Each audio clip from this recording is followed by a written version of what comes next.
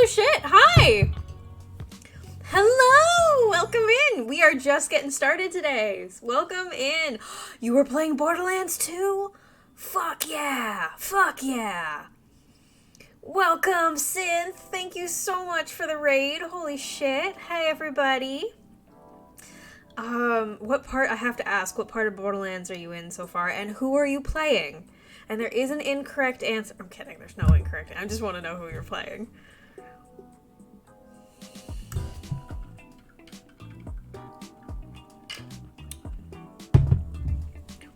And wow.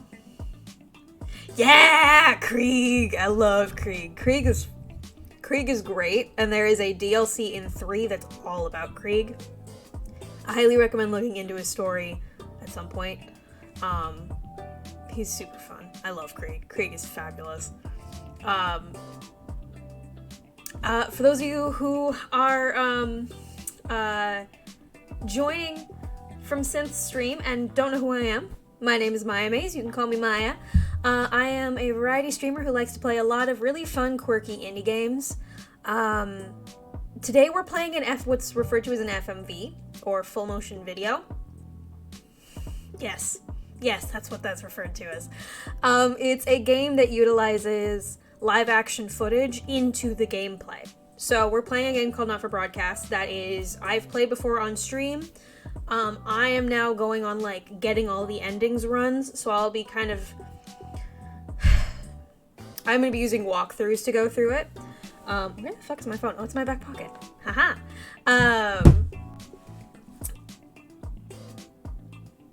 You should. It's great. It's hilarious. It's super fun. The cast is amazing. The writing is amazing. I have gotten... Let's just pull up the game now. Hold on a second. While we're talking about it, we can pull up the game. I have played so much of this game. It's crazy. I love this game so much. This game was released in chapters, I believe. So it was filmed in chapters as well. So there is one chapter that was filmed during the pandemic. This game came out last February? I don't remember. It's a super fun and quirky game.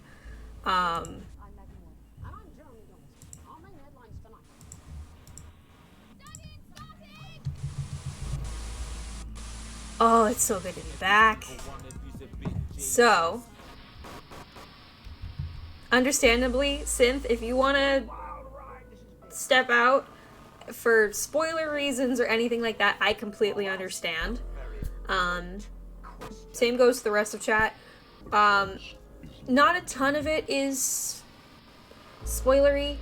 I mean, if you want to play this game, I recommend going through at least one playthrough with blind, just because the story is very interesting and there are like 12 endings. But you're more than welcome to stick around and watch me play it too. That's also valid. But I thank you again, Synth, for the raid, and I hope that your stream went really well, and I'm glad that you are playing Borderlands 2, which is one of my favorite games. And oh my god, there's something on my lens, and it's... Okay, so these glasses, I think are too big for my face. The natural hair oils in my eyebrows build up on the top of the lenses, and then slowly drip down over time. It's funny. Oh! I've got so many things in my head. Archive?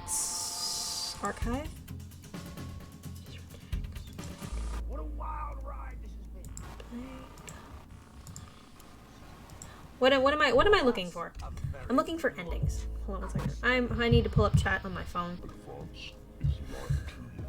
I'm very discombobulated today.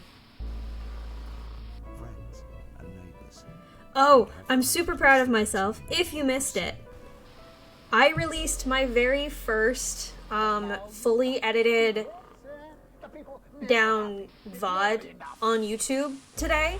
I spent... Oh yeah, no worries, of course, Sin. Thank you again for the raid, and I hope you have a wonderful night. Have fun getting drinks with a friend. That'll be super fun. So yeah, I spent all of Monday, which here in the States was Labor Day, learning DaVinci Resolve, and so it's up. It's the first episode of Wildermyth with my good friend Plan. Here, I'll just. Oh God.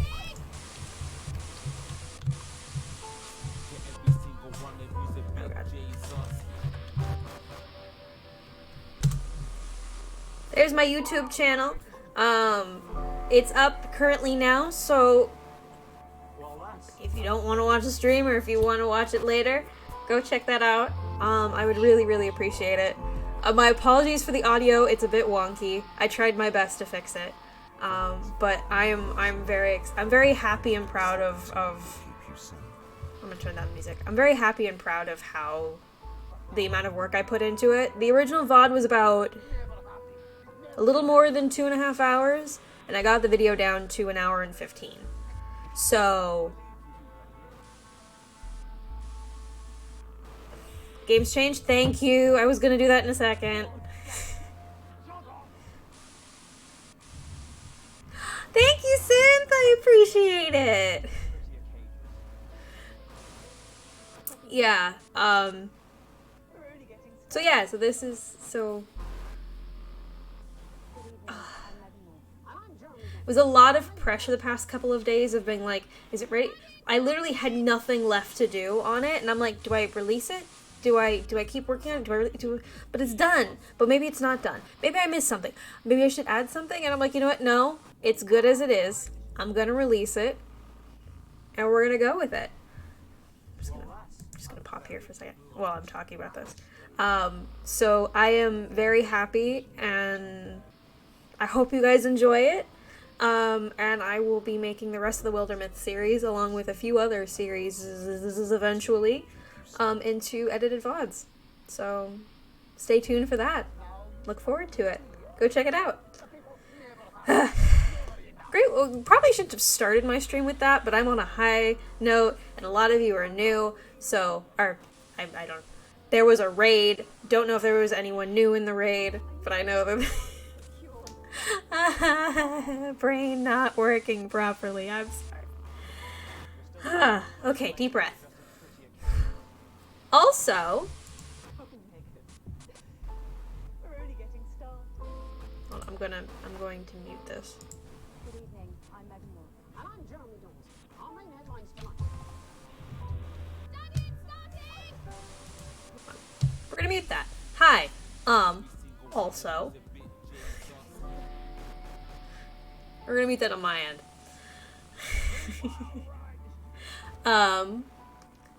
Also, we have sub badges. Is there a way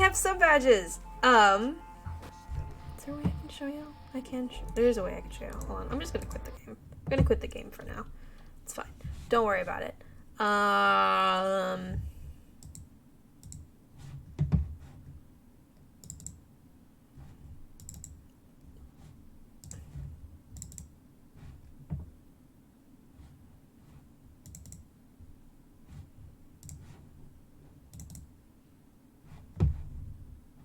Give me 1 second.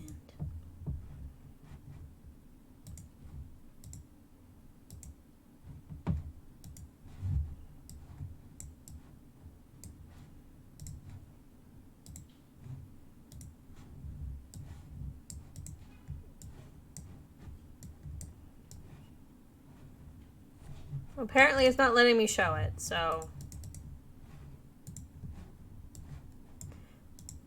Anyways, we have sub badges as well, so that's fun. We have the my original Froggo one that is very pixely, but I love it, as the base sub emote, and then we have a lily pad with a blooming flower for 2 month, 6 month, and 1 year.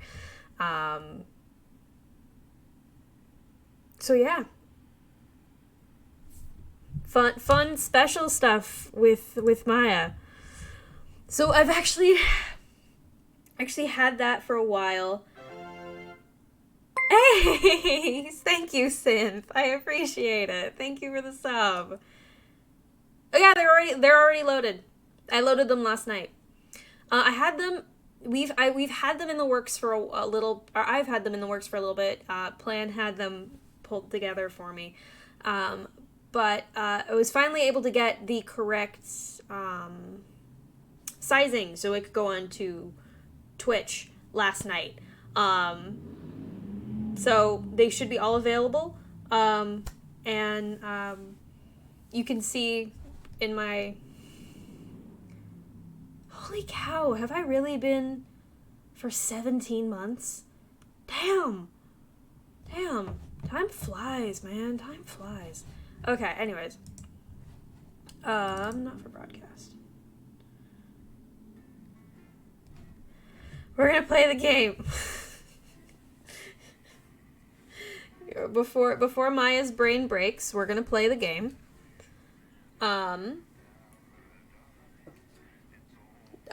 Trigger warning on this game, or content warning. This game does involve violence, and some gross situations, a little bit of nudity, and a lot of political propaganda. Am I missing anything, Rouge? Are we winning? We haven't even started yet. I'm trying to figure out how to see how many endings I have. Oh. So I have 4. We have 4 endings out of the 14? Police brutality, thank you. Yes, there is police brutality. In this game.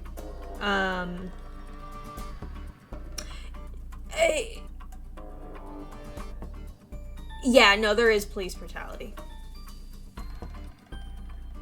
It's... If you think of a dystopian government, you will... Anything you can usually think of when you think of a dystopian government is kind of in this game, in one form or another. It's a little bit more... I would like to say it's a little bit more lighthearted, but it does take some moments very seriously.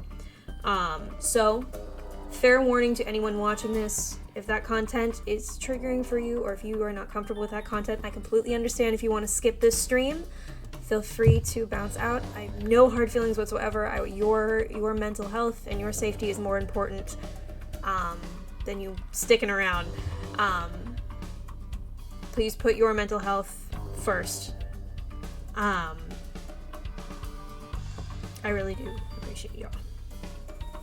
Is this game with that? Yes, yeah. This is that game. We're going back. So we've got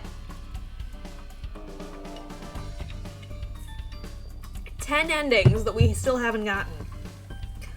So what we're gonna do is I'm gonna try and find a walkthrough, and we're gonna walk through one of the endings. So we've got... I feel like Chaos Reigns might be a good start, don't you think?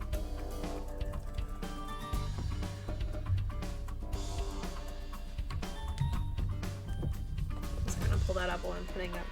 So this is gonna be very interesting because if I'm gonna have to use a walkthrough for this to make this go quicker. Otherwise, we'd be here for hours and hours and hours and hours.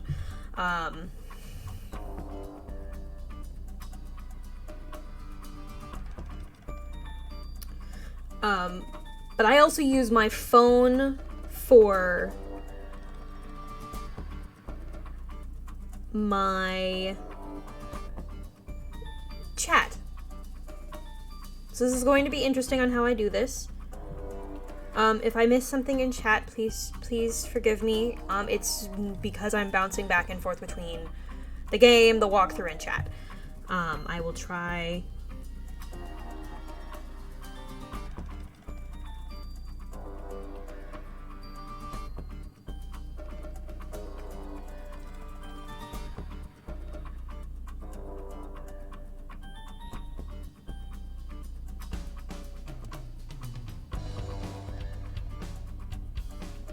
Oh.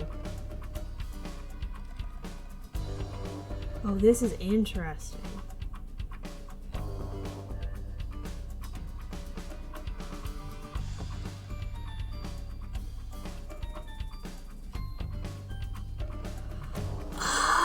Okay, so I'm just looking at, someone has created a flowchart essentially. Here, I'm gonna pop here. Someone has created a flowchart essentially that said essentially how the endings work is you need to hit certain criteria. Certain events need to happen and so other things can happen.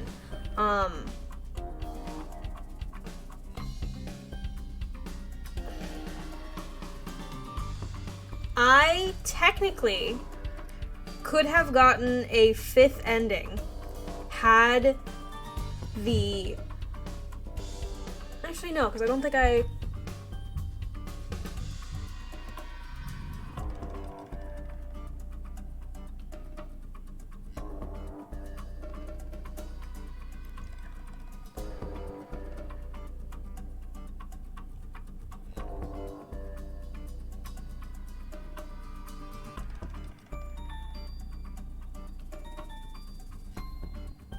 God, this is so complicated. I love it. I love it.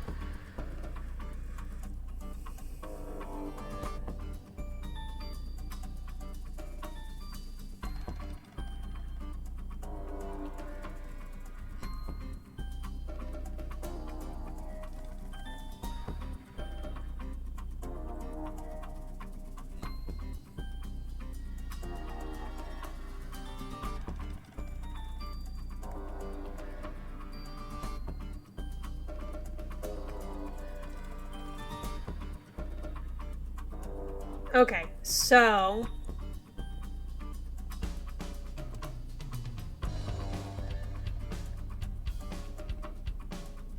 Okay, so technically we don't have to play all the way through. Would you guys want to do another playthrough? Or do you just want me to get the endings? Because it looks like technically I don't have to play all the way through the game. I just have to go back to certain points to make sure things happen or not.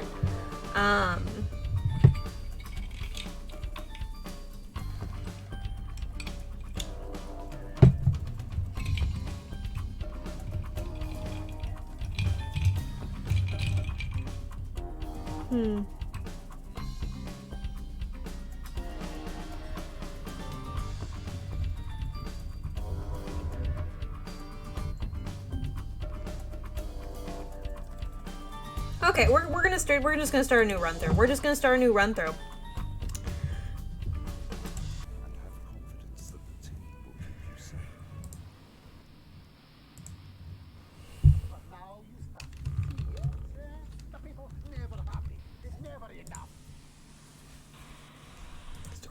We're just gonna start a new run through. That's all coming up on tonight. So, in order for us to get this specific ending, Jeremy needs to die, Alan needs to live, and Advance need to be in favor. So, we need to make it so that Advance is... I guess spoilers. I don't remember this opening. I don't remember that opening. So we need to make sure that Advance is getting boosted. Oh, you know what? I should have just named this Advanced. We'll make this an Advanced run, and we'll anything that needed to be. Hi, David. I have a call for you. I'm just putting it through. All right, mate. Dave here. Listen. Can I hang up? I can.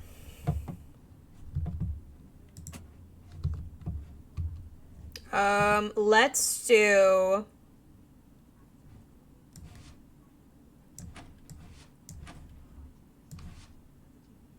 ham sleeves and... Okay. Oh, probably should turn up volume just a little bit. This is the tutorial, so this small 30-second window is essentially them explaining how the game works. I skipped it because I've done this now, what, 4 times? In hindsight, I could have started... Prawn and mayonnaise? You know, seafood makes me go out in posture. Yeah, I thought it might increase our viewing figures. Every day. You offer me prawns every day. 10 seconds, everybody. That's how I show love. You're trying to kill me. And yet you persist, going 5, 4. Good evening. I'm Jeremy Donaldson. Our main stories tonight. Moving on up. The election win that experts said just couldn't happen. Hopeful or hostile. Controversy as global mega corporation Remington's Fist buys Honest Andy's Totally Independent and corners the flowered market. Flowered. Top chat. Sports fans everywhere celebrate as popular footballer Johnny Hamsleeves wins Sports Personality of the Year. And a spoonful of sugar. Megan will be chatting with movie star Lawrence Blunderclatch about his new movie, The Medicated. And, of course, we'll be going live to Advance headquarters to hear what the leaders of this fledgling party have to say on their historic victory. 5, That's all 4, coming up on tonight's 3, National 2, Nightly News. 1. So this is how this game works. Essentially, we are a TV broadcast operator. We switch between 4 different cameras. We have sensor buttons. We play ads. We make sure this is what we are seeing as it's recording. This is the live broadcast, so it's on a slight delay. So we have time to do things like censor. This is essentially the game, and it's super fun. And I'm very excited to be back. But first, the votes are in and it's a decisive win for Advance. The landslide victory, with an astonishing 81% of the popular vote, is the biggest election win in living memory. Advance appealed to voters up and down the country with their bold promises of permanent change. But critics have accused him of a severe lack of actual policies and of being deliberately vague. The opposition parties have all conceded defeat to Advance's overwhelming mandate, but have yet to appear publicly. Very, However, former Home Secretary Geoffrey Jeffries has issued a statement in which he comments that we have all been seduced by the shiny wrapping paper, but have yet to see the contents of the box. Fair. Sounds like sour grapes to me, Jeff. After the break, Megan Wolf will be speaking to a man whose grapes certainly aren't sour. Jeremy and Megan. The international heartthrob and We love them. inexplicable box office We've spent a lot of sensation time with that is them. Lawrence Blunderclatch.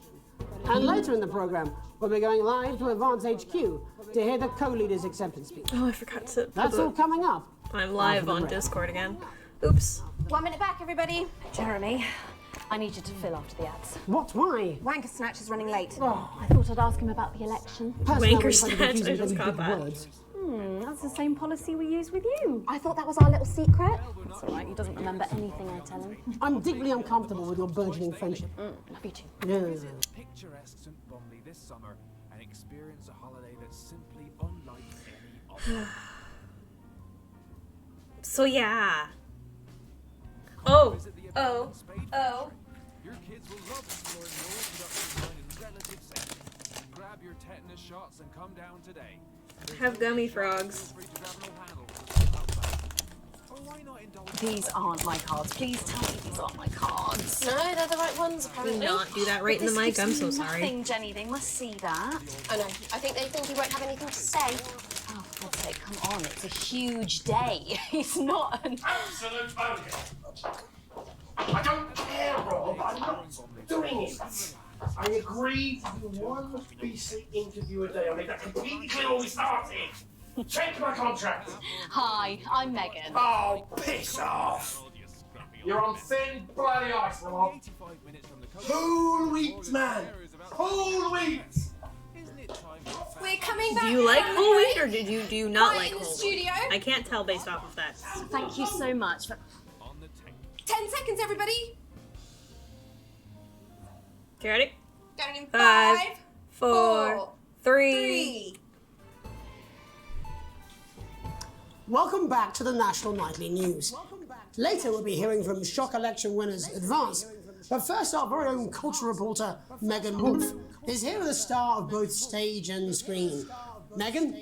Thank you, Jeremy. Megan Wolf, culture correspondent. And today I have a guest who starred in everything from Shakespeare to the Shopbot films. I'm very excited to be joined today by none other than Lawrence Blunderclatch. Thank you so much for coming on. Oh, my dear, I do hope you believe me when I tell you that being with you here today is among the greatest joys of my life. May I say, having you here with us wrong is face. among ours.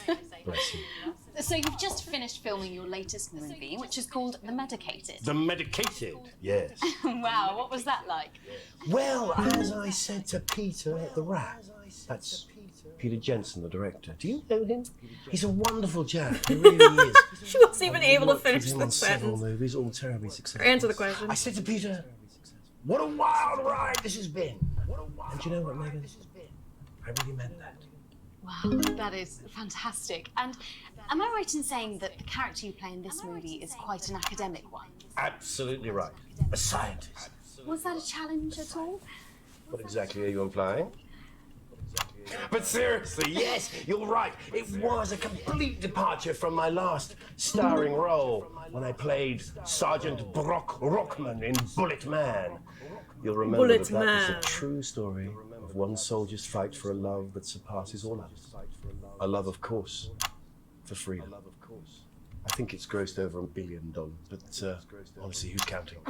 It's a role that saw you scoop 2 Best Actor awards, if I remember correctly. It's so sweet of you to mention it, but I really am not in it for the awards, although those 3 little statues do take pride of place on my mantelpiece. With all the others, I'm sure. So, if you're not doing it for the awards, what is it then that drives you? That is a beautiful question, Megan. I mean, you Not have to easy admit, answer. he's a good actor, Like you, considering I'm afraid. he can't keep. Cut me. He's keeping his pissed I will offedness believe of the And often, set crew that's how it feels. to himself in this Doesn't moment. it? Bleeding. Doesn't it? Giving. Suffering for one's audience. I suppose in the end, I do it for the difference it makes. I do it for the people that I inspire. The little people. But most of all, I think I do it for the positive change that I can bring about in the world. And today, of course, we're in for some real change. She reminds me of Like in the Amelia coming Clark few a months. lot. What do you make of this historic election result? Oh, well. Well, now you're asking. Historic election result. Indeed. Historic is the word. Well, it's difficult, isn't it? Very difficult. But I think I've always been quite clear that when it comes to politics, that one should always strive to not fuck things up. Yes, well... Sorry, I said fuck. I'm really apologize. Well, Sorry. Lawrence, I believe you brought in a clip from The Medicated, which opens next week around the country. Lawrence, do tell us what's going on here. I'd be delighted. This is a really I don't pivotal remember scene censoring being so where early in the game. My character, Dr. Lance Hemlock, is faced with a decision that could affect humanity's very survival. Exciting stuff. Let's take a look. Exciting stuff. Okay, now I can sit back for a second. I don't understand it. Doctor. I don't understand it. I don't understand it. I don't remember censoring being in the tutorial. I thought that was the next I one. don't know that. Acknowledge we mustn't. Think of Carol. That's Dr. Think of Lance Carol. to you, Miss Flanagan. I did it for you, baby. All for you. Dr. Hemlock. We're gonna change the world, you remember? If only I listened to you. Dr. Hemlock. You told me, but I didn't listen. Doctor. I'm drowning, Lance, you said. You need to see this. No, it's all too late. Look at this!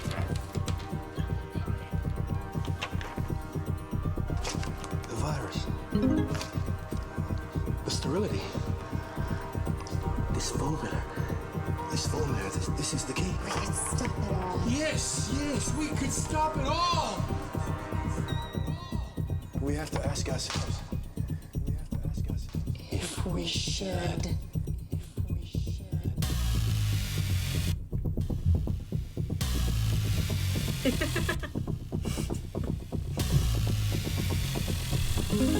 Okay, I wasn't the only one thinking that it was the... In cinemas this Christmas. Oh. That was supposed to go to ad. That was supposed to go to ad.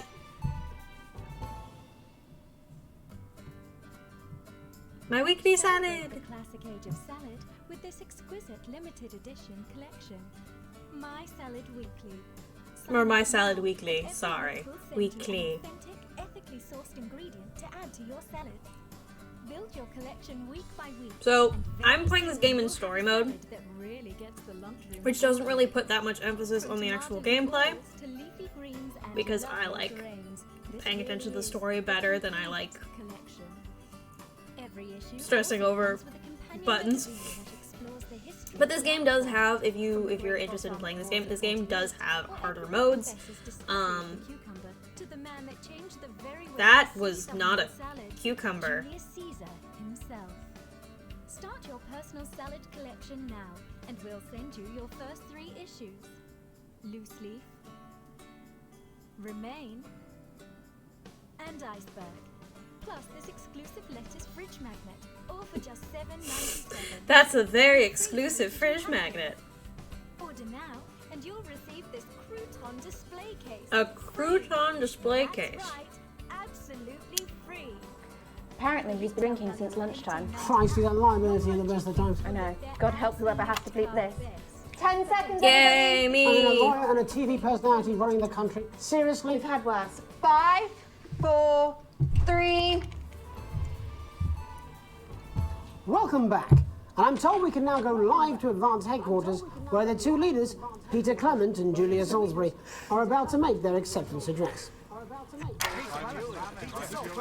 Shall I start? Go for it, Pat. Okay. Well, thank you all for coming, and, well, where do I start? What a day. They said we couldn't do They it. certainly did. They used every dirty, low-down, lying, southern bastard trick they had against us. But you, the people, you saw right Peter through Clements. their shite. Lots I'm of sorry about the censoring language coming out of there. him. Sorry about that. I've had a missed couple of that one. celebratory pints. Makes me coarser than the grandest fanny. Memorably put. But to be honest, who can blame Peter for celebrating? Throughout the campaign, you've heard us say that Advance are not a political party. A party is what you have when things are going well. When the country is suffering, you don't need a party. You need a team. A team that can change things. But today is day 1 of a new future. A better, fairer future. So perhaps we should all be celebrating. Except for the rich. For them, the party's over. They shouldn't be celebrating. They should be putting their shitting pants on and opening their dusty checkbooks. Again, colourfully put, but not inaccurate.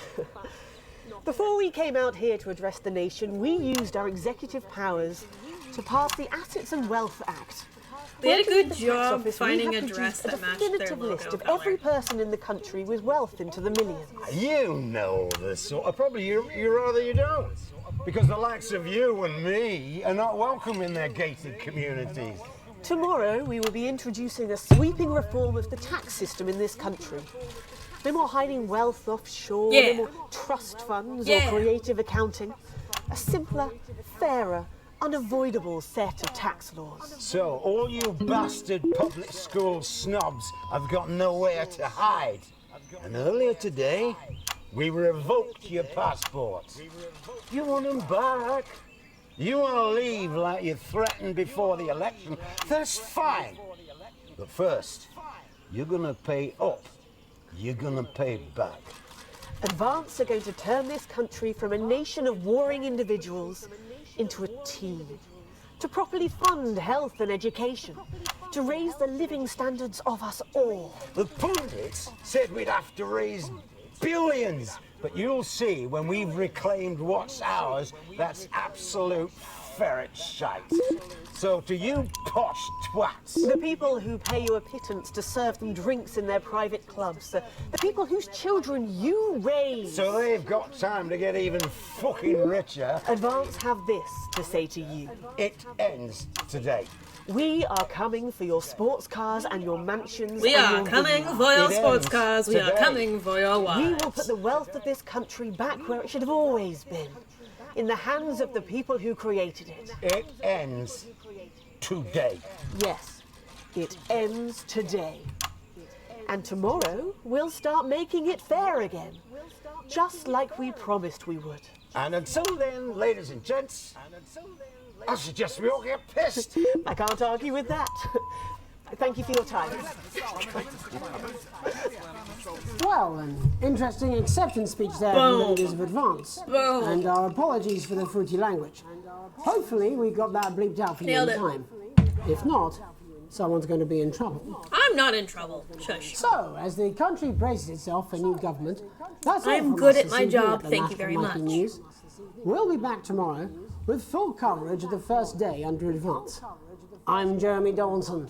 Have a peaceful night. And we're out. Good job, everybody. Same again tomorrow. Call times are on the board.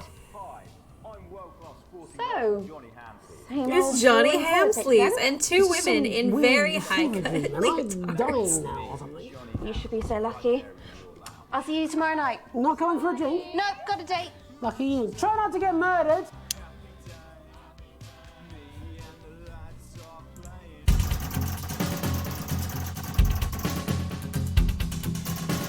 Alrighty. So, our mission this run... Excuse me. Our mission this run is to get Advance's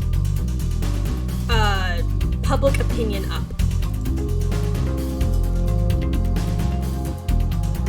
At the same time as helping disrupt, though. We have to do both, which is fun. Okay. I'm gonna quickly run through these story moments, cause we've already seen them. Until, like I did, I'm gonna do what like I did last time. Go through as many, go through them all, except for new ones. New ones we will show you. Yeah.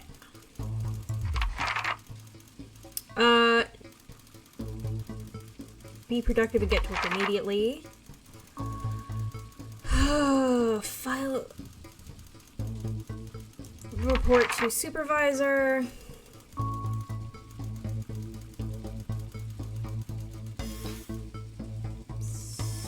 Stay to ensure first deadline. I probably would. So I don't think we've done an advanced run yet, right? We did disrupt last time.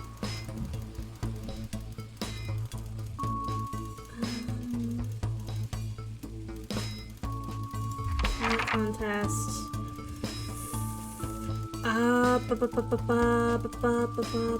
In your speed, you refuse to attend. Good memories.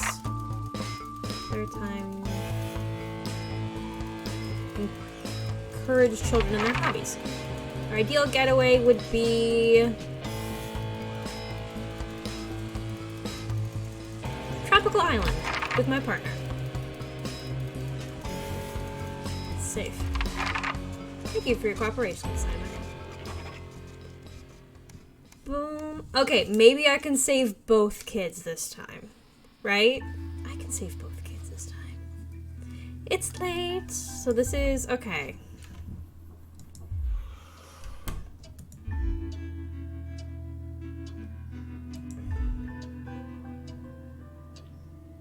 Do I give Chris... Do I give Chris the passport?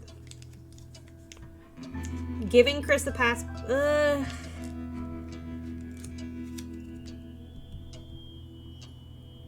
I'm gonna give Chris the passport.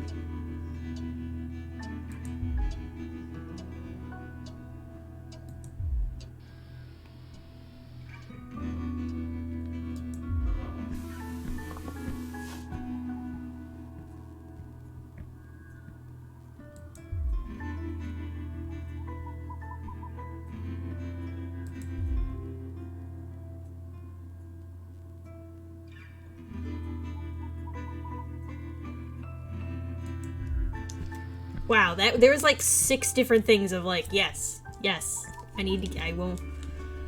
Okay.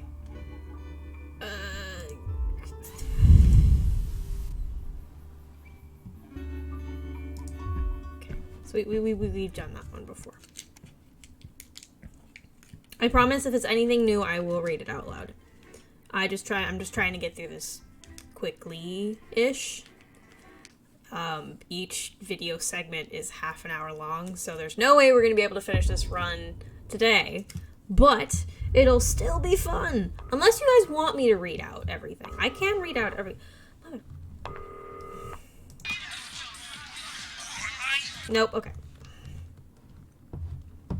On. Boop, boop, boop, boop. Let's check out... Okay, we've got Advanced Go-Getters. We're not going to do the Mr. Snuggle Hugs this time. No, for my sister's kid, Mr. Fuckletugs or something. Snuggle Hugs? That's the bastard. Yeah, I didn't get one of those. Mr. Chucklefucks. Is this Janet who thinks dogs have their own secret language? Yeah, the one that mistrusts the moon. 10 seconds, everybody. Not the best source of consumer advice, then. The one that mistrusts the moon. 5, 4, 3. Good evening, I'm Jeremy Donaldson. His hair is just awful in this one. Destination unknown. At the end of Advance's first full week in office, we ask exactly who's leading this charge. Tonight, I'll be discussing what the new future might hold with a leading economist and radical free thinker. With the Assets and Wealth Act on the brink of raising living standards for the vast majority of the country, I'll be asking my guess if we're on the way to a new future. Out with the old, Remington's Fist have appointed Sophia Remington as their new CEO. The following photo, taken from our archive, gives us a sense of this influential young firebrand who, at the tender age of 23, becomes the youngest female CEO in history. Sophia Remington has always impressed. She was top of her class at university and graduated with the highest honours. The highest honours. To lecture. The markets have responded favourably to Sophia's appointment, with stocks rising 30 points in line with the announcement. How is the volume for y'all? This afternoon, Sophia announced a children's toy named Mr. Snugglehugs. Sophia promises it'll be all the rage this Christmas, but concerns have been raised about the product's safety. Making a splash. Intrepid scientist Dr. David Wong and marine biologist Ingrid Svorsborg-Horgensford. Fucking love that name. Svorsborg-Horgensford. But thanks to a new breakthrough in underwater flower technology, the pair hope to successfully reach the imposing central cavern and the undiscovered plant species it contains. This is, of course, only the latest in a series of successful expeditions for this unlikely pairing. In a joint statement about the dangers their team might face, the pair stated, "We will face the plentiful challenges together like we always have." Playing the field, rumours abound as sporting legend Johnny Hamsleeves is snapped leaving Bush, one of the capital's hottest clubs. The footballer was caught while out celebrating being named Sports Personality of the Year last week, as reported by this very programme. And judging from the angle and velocity of that spray, it looks like Johnny may have been celebrating a little bit too much. I certainly wouldn't want to be in a club called Bush. And grievous bodily charm. With Advance promising a radical new position on crime, how afraid should we actually be? I'll be going live around the country to talk with people who've seen the criminal justice system from every perspective. With more and more powers passing to the police, and less oversight, are we using an Advance-shaped sledgehammer to crack a nut? All that, a mega move with a group of young actors already experiencing the positive side of the new Assets and Wealth Act firsthand. They'll be talking and performing later. That's all coming up on tonight's National Nightly News.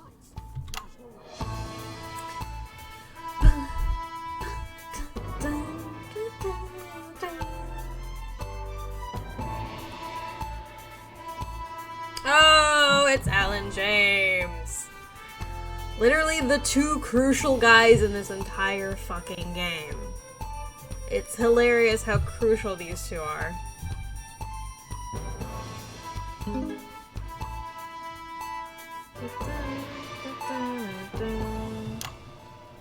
In the wake of the government's swift enactment of the Assets and Wealth Act, we're talking about Advance's first week in office and what the new future holds.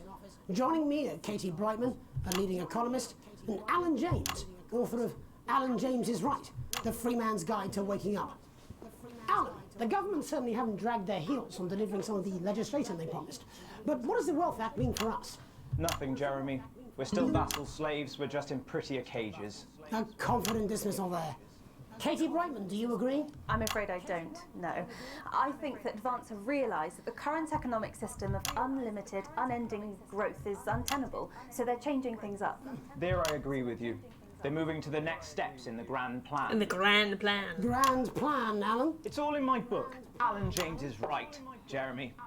We're to become the great herd. Ignorant, sterile, and short-lived. That's what they want. Or perhaps Advance have just realised that if we carry on the way we are, we will destroy ourselves and this planet in a mad orgy of consumption, if you'll excuse the colourful metaphor. Yes, orgy is the right word. Only it'll be the overlords having an orgy on our poor broken backs. It's all in my book. Alan James is... Shamelessly self-promoting? Katie, how do you think the rest of the world will respond to this new approach? I think they're watching carefully. Advance are the most disruptive threat that the world powers have faced since the last Great War. Yes, Katie's right. War is inevitable. Thank you, but that isn't... And this will not be a war like we've ever seen before. We're talking millions of deaths. We're talking high-tech weapons that can level entire cities. We're talking... Out of the wrong orifices? Mock me all you like, Jeremy, but when they murder your parents and they poison your food and they take you away to their camps for hypno-brainwashing, we'll be laughing then. That Whoa! might be a great way to sell books, Alan, but you know how well that accurate was doesn't he? happen in democracy. Democracy is dead. Yes, Advance are radical, and change is always frightening, but the truth is that the Wealth and Assets Act has made more than 90% of the population wealthier and is on target to produce a permanent end to poverty. Bollocks! What this young lady doesn't understand, Jeremy, is that these are the same people. Maybe they've rebranded, but it's all a little circus act to keep us from seeing the tyrant behind the curtain. That's where you're wrong, Alan. For a start, they've mobilised the youth vote like we've never seen before. You say mobilise, I call it grooming. The grooming of an entire generation to walk happily into eternal bondage. They're like psychic paedophiles. But based on the facts, Katie, what are your predictions? The Assets and Wealth Act is only the first step. Advance now have a historic budgetary surplus, and as well as properly funding our public services, they're already funneling unprecedented amounts into scientific research and the arts. Or, as I call them in my book, Frankenscience and opiarts. Like opiates, see? Can we get back to the issue at hand, please, Alan? This is the issue. It's all coming from the water, the chemicals. They're pumping it full of belief juice. Don't get me wrong. They're turning the freaking frogs gay. Sustainable. If Advance lose their power after spending half of our GDP on dismantling infrastructure, that could be catastrophic. The catastrophe is that they're succeeding. They've got us sat here talking about their puppet show. All right, we're running out of time. Quickly, Alan, what does the future look like to you? A bleak space where we've all been figuratively sodomized into submission. Oh, of course. Katie? We might be on the eve of a brave new world. God knows we need some change, but we need to be cautious. Let's walk forwards with our eyes open. Two very different visions of the future there. Alan James, Katie Brightman, thank you for joining me.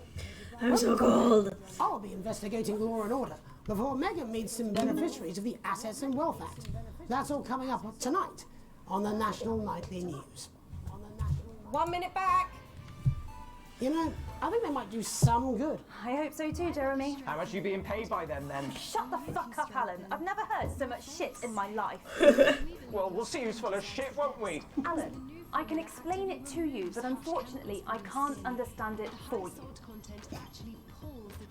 Well, I don't know what she meant by that. New Jus de Cochon will revitalize the appearance of the strength of your face's skin. 41% of women we surveyed. I'm just saying I'll do what I can, that's all. Bullshit, you will. She's good. You know she is. I've said a bit of word in, that's all I can do. 10 seconds, everybody. If that sticks, I'll destroy you. 5, 4, 3. That Welcome ad was back. really cute. Well, I love this we're going to be taking a scene. deep dive into the state of law and order in our country. Advance have already tasked what they are calling a solutions team to move this serious social problem to the top of the list. Tonight, we go behind the headlines to meet the people who live with the criminal justice system every day. This of one's their great. lives. You're gonna like First this up, one. we have Gregory Judge, a lawyer who sees the problems close up on the front line. Can you hear me, Gregory? Yes, I've got you, Jeremy. Thanks for having me. What's it like on the front line of the hard face of the cold hand of justice? Well, as you can imagine, Jeremy, we are massively understaffed in this country. We're working every hour we can just to try and cope with the caseloads on our desks. Which must affect the quality of support you can offer. Well, we can barely keep up with demand, Jeremy. There just simply isn't. I think it's a enough couple being days done away. At a systemic level to relieve the problem. We need more support from ministers. What are you doing? Greg, I'm leaving No, you. we need change at a Greg, I'm going to level, my mother's Jeremy. house. Greg. Not a good time, darling. It never is it? It never is it? Just hang on. This fucking train wreck of a fucking interview is literally one of my favorite parts of the game. Jeremy Donaldson. Oh, have you mentioned your affairs? No. Well, The affairs of justice. Of the Justice Department that we should be concerned about. Hello, Mr. Donaldson. Hello, Mrs. Judge. We need legislation to relieve the pressure on our public Sorry servants. to interrupt the news, Mr. Donaldson. Can I have a moment to tell my husband I'm leaving him? Yes, I totally understand. Quite the picture of a burdened legal sector there. Gregory Judge, thank you for joining us. Constable Bob Peel, a man with a very different perspective on our nation's crime. Do you think there's a problem with the system, Bob? I'm sure we all do. Oh, I remember I'm sure Bob. we all long for a return to the I remember days what when Bob's you thing could was. safely I don't walk the remember streets of your Tony. community at night, looking in through windows and generally enjoying your neighbours without the risk of being terrorised by some thug with a knife. Or kosh. So you feel the streets simply aren't safe anymore? Where have we gone wrong, Bob? Well, that's not a simple question, Jeremy, but I think it all comes down to moral decay. We've diluted our culture and lost touch with what it means to be a citizen of this once great country. Also, as the vicar noted in Sunday's sermon, we probably shouldn't have banned hanging. And to what do you attribute this moral decay? Foreigners, gays and gypsies mainly. It's all in the Bible. Look, You're not allowed to Leviticus say clearly that states last one Oh, anymore. Hang on a moment. Jeremy, your bloody gimp's escaped. Delia, could you give me a little help, please, dear? As I was saying, Jesus didn't like immigrants much, did he? And just to be clear, you No, think you it's can't the say that anymore, immigrants but who you are just can't say it. responsible for the moral decay? Absolutely, Jeremy. Back in your box, Clive. Back in your box. Delia, I really could use a little help with this. Oh, sorry, darling. I was spaying the badgers. Yes, I'm talking to Jeremy Donaldson. Clive, could you put him back in the box? Oh, Clive, you know it's Wednesday. You go back in your gimp space. Off you go. Whose responsibility is it to make a The change, worst Bob? Well, dominatrix it is outfit. certainly not the responsibility of the decent, good, white people Darling, of this... where's the padlock? Hold on just a moment. Oh, Clive, this I forgot that reveal. Oh, it's been a while since I've played this game. Mummy said get back in your gimp space. No! Naughty! You beast, Clive! As I was saying, Jeremy, moral decay. Crime is the responsibility of the criminal, no one else. Look, everyone has a sob story, but we don't all end up as barbarians, do we? Look, when our daughter Alice comes home with an A-, does she go on a killing spree? No, she takes 3 of her pills and hides under the stairs like a normal child. Thank you, Bob. Bob Peel there, really locking down the police's position on morality for us. And finally tonight... Oh, if we're right, interrupted, Tony's It's time birthday. to get to the heart of the matter. Tony Dawson has recently been released from prison. Ruse, I after don't know what serving 3 joke years you're trying for to aggravated make. assault, burglary, and menacing a swan. He's agreed to talk to us today, which is also, I believe, his birthday. Many happy returns, Tony. Cheers, Jez. Call me Titwank Tony. Everybody else does. No, I'm not going to be doing that. Can you tell us what it's like in prison, Tony? Titwank Tony. Hey! Prison's a mixed bag. Structure's quite nice, but it's a constant battle against institutionalization, as you can imagine. And obviously, titwanks are quite hard to come by. I'm picking up that you're not alone there, Tony. Titwank Tony. Hey! Yeah, sorry, my friends are throwing me a surprise party. Good bunch of lads. Okay, well, we're trying to let you get back to that party as soon as possible. First, let me ask you this. Do you feel that your time spent in prison helped to rehabilitate you in any way, Tony? Titwank Tony. Way! I don't think it's as easy as that, Jez. Sopen! Yeah, I think asking that is an oversimplification. It sounds like it's getting quite busy there, Tony, but let's try and soldier on. Since leaving custody, have you been able to find a new job? Yeah, all the boys are here. Big Chris. Hey! Little Chris. Hey! And Vampire Chris. Hey! This one's, yeah? Yep. 1 sec, love. Titwank Tony's on the news. Rehabilitation's difficult with the current system, Jez. It's just not set up for it, you know? It's inherently unjust. Open! So, do you feel tempted to... I'm sorry, who's this guy? Open! You are joking. Chrissy Freebollocks has only got Mr. Fancy, oh.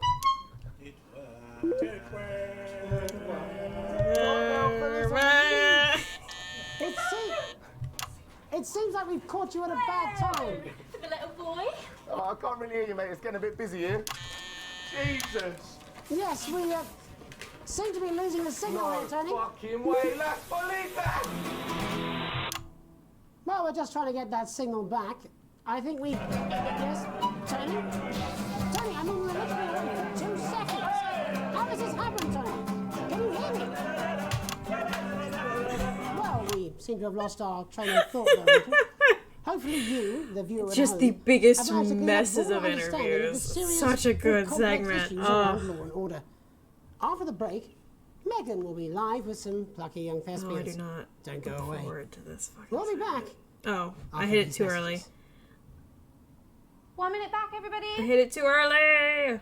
That went well. Piss off. Smooth, incisive journalism. I can have you fired. You'd miss my charm.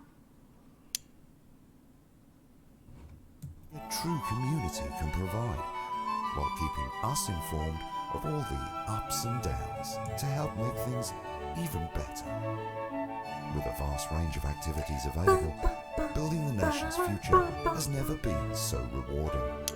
With the Go-Getters, you can be sure that your children will be well equipped in the march towards progress. After all, there's nothing better than 10 moving seconds, forward. everybody.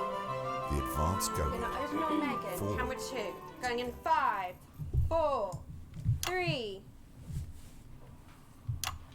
Welcome's Black. I'm Megan Wolf, and on tonight's Culture Spot, I'll be chatting with one of the first beneficiaries of the Assets and Wealth Act, a team of inspiring young people from Scritchford Sixth Form College who today received a grant from Advance to take their play, Hey, Friendship, on a tour of local secondary schools. Welcome to you all. Well, let's start with you two, Harriet and Charlotte Winstanley-Hamilton. Girls, you must be thrilled. We are, Megan.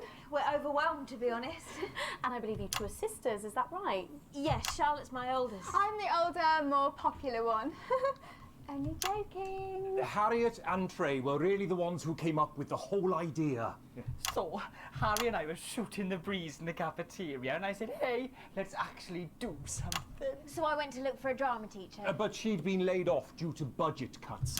Fortunately, I directed a pantomime when I was at university, so I knew the ropes, as it were. Oh, right, yes, but you're the maths teacher, aren't you? Yes, that's me, Jeff Algebra, maths teacher. Maths is really important. Oh, thanks, Steve. Maths is really important. Yeah, thanks, Steve. As is theatre.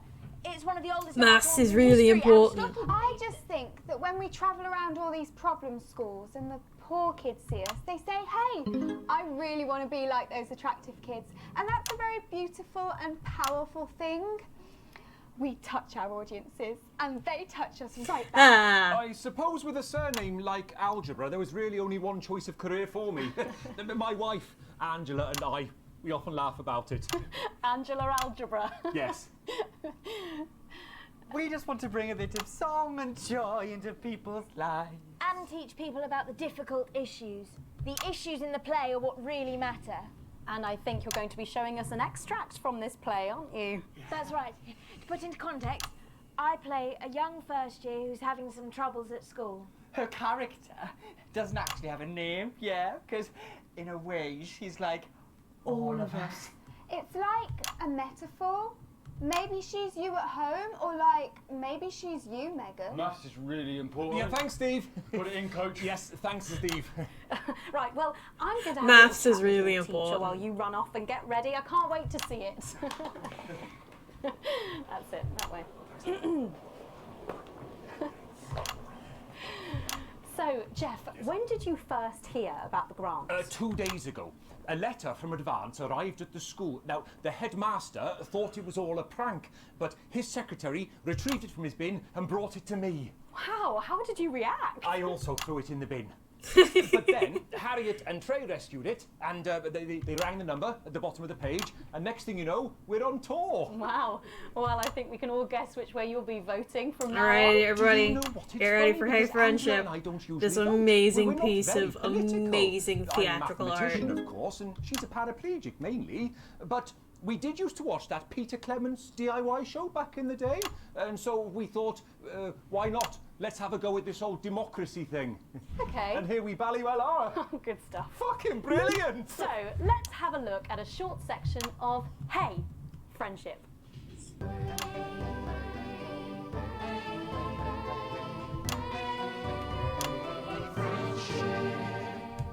Dear Diary, I'm not sure I can take another day at this school. Another day of tears. Tears. Another day of fears.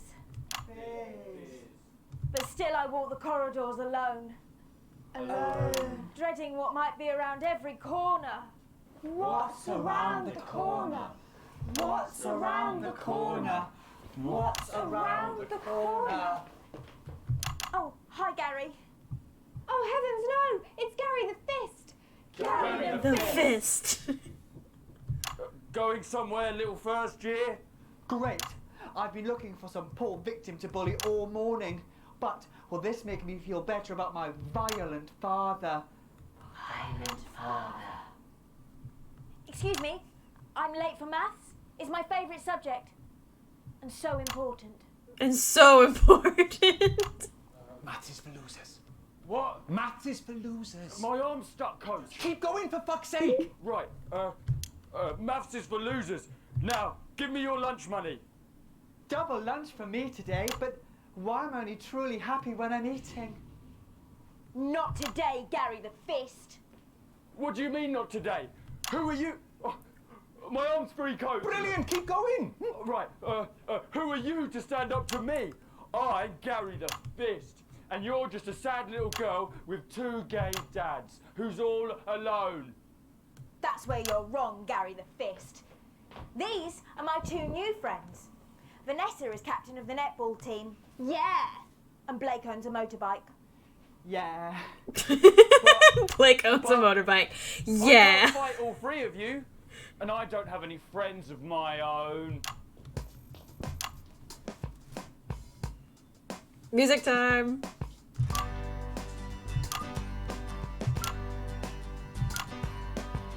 Take a look at me. Take a little look at my face. I could be you. She could be you. And you could be me. Or you could be me. Life can be peachy keen if you work as a team. It's my choice to remain. So stop now, make a different choice. Listen to that inner voice. Hey, listen up, I won't take no crap. Who said middle class girls can't rap? I ain't afraid of your cruel lads. I'm a mother loving rebel, but I still love maths.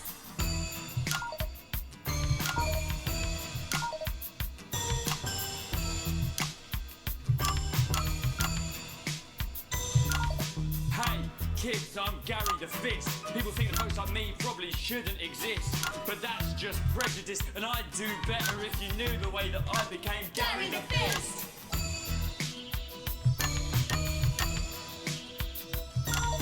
I grew up on a council estate. The park was hip, but the flats weren't great. My dad used to come home drunk and late, and he'd hit my mum, and for dinner he had to wait. Where's my dinner? It's not ready. Where's my dinner, woman? Don't make me ask you again. Hitting women is wrong. I guess life's pretty hard on a council estate. Life's pretty hard on a council estate. Life's pretty hard on a council estate. Life's pretty hard on a council estate. Life's pretty pretty hard on a council estate. Life's pretty hard on a council estate. Life's pretty hard on a council estate. It's so damn hard on a council estate. Life can be peachy keen. Yeah, yeah, yeah. If you work as a team. Just work as a team. It's your choice to be me. It's my choice. So stop now. Make a different choice. Listen to that inner voice. Friendship! Yes! There you go. That was a friendship. Well, thankfully that's all we have time for tonight on the National Nightly News. Join us tomorrow night for all the headlines from across the country. My name's Jeremy Dalton. Have a peaceful night. And we're out. Oh, that was brilliant! What the literal fuck was that? I believe that was art. I don't think I've got so. a 14-inch cock, but it doesn't make it so. I had a similar belief about an adequate paycheck. Oh, someone please get these twats out of my studio. Alrighty. Moving on.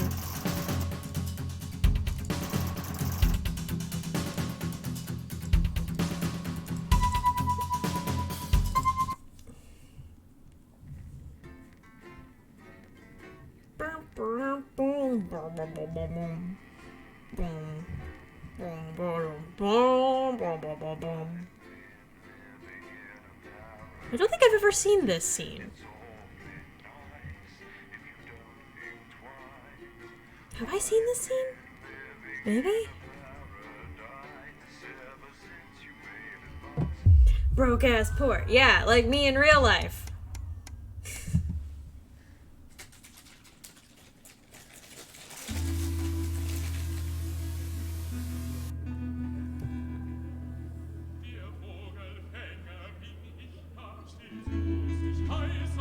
I don't remember this, but I'm gonna read it anyway.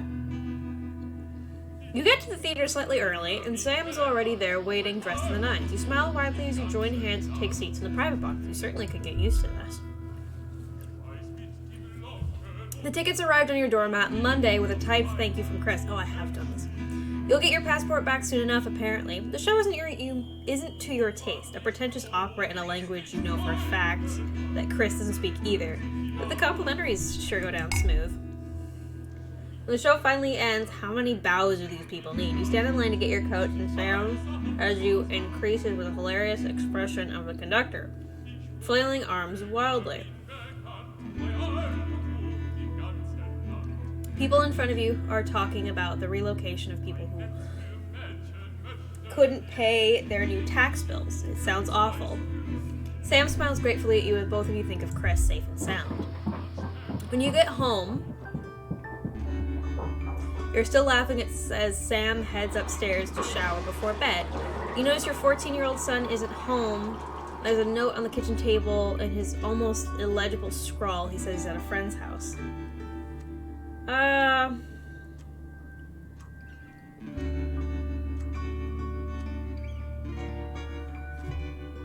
Bring him home. If I remember correctly,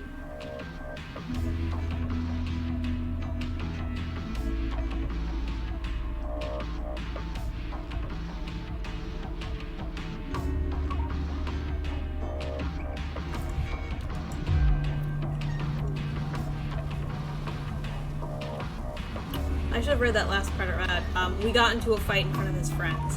It starts to rain as you drive, both of you silently fuming. The sound of the downpour is the only thing that punctures the atmosphere in the car. What was that about, Charlie? He sighs a sigh of someone much older than his 14 years. I want to be the one who decides what I do. Not you, it's not fair. He has to learn boundaries. You ground him. It's been enough bad blood tonight, ladies and gentlemen. You were young once, and really, he was a good kid. He's a good kid. You promise not to tell your partner, and he grumpily promises not to do it again. What Sam doesn't know won't hurt them. If I remember correctly, if you let them stay out, it's the catalyst that starts their involvement with Disrupt. I may be wrong. I want both my kids to survive this one, damn it.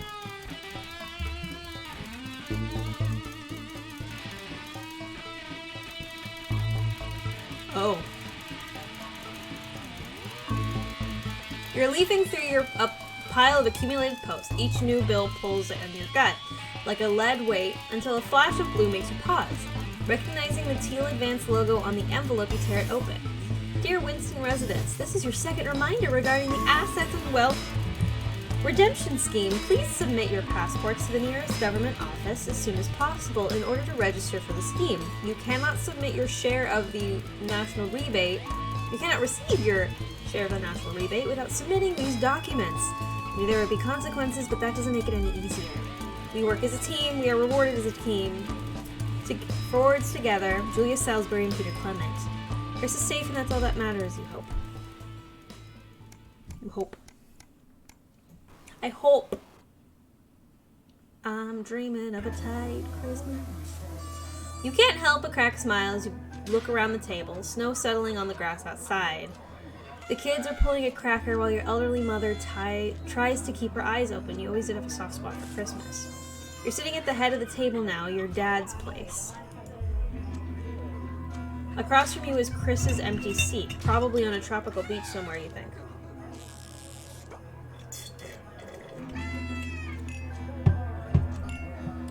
I think I saw somewhere where you can send.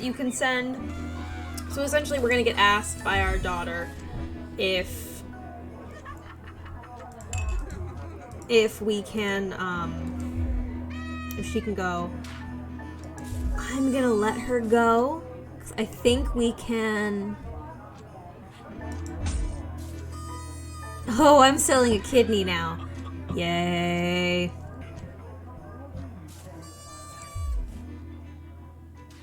I need money. I wonder how broke you can get.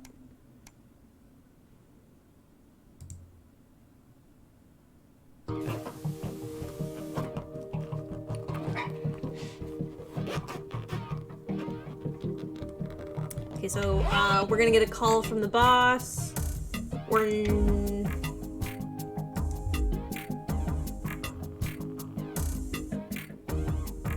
We're broke. We can't risk it.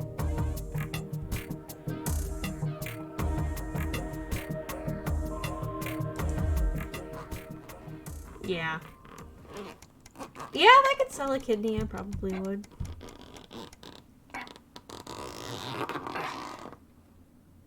Why did that noise need to be so long? Ah, so this is the Go-Getters. We're gonna allow our son to go to the Go-Getters. Like I said, I'm fast-forwarding through the ones that we've already seen. A profitable partnership. Do I get money now?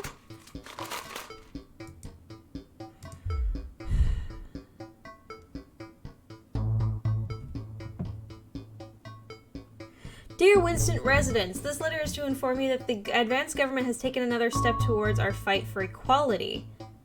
Oh, this is the advertising. We're gonna do Pleasure Corp this time. Yeah.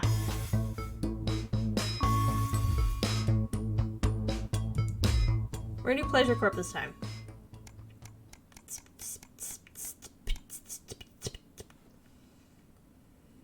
I can game the system. I'm the one running the ads.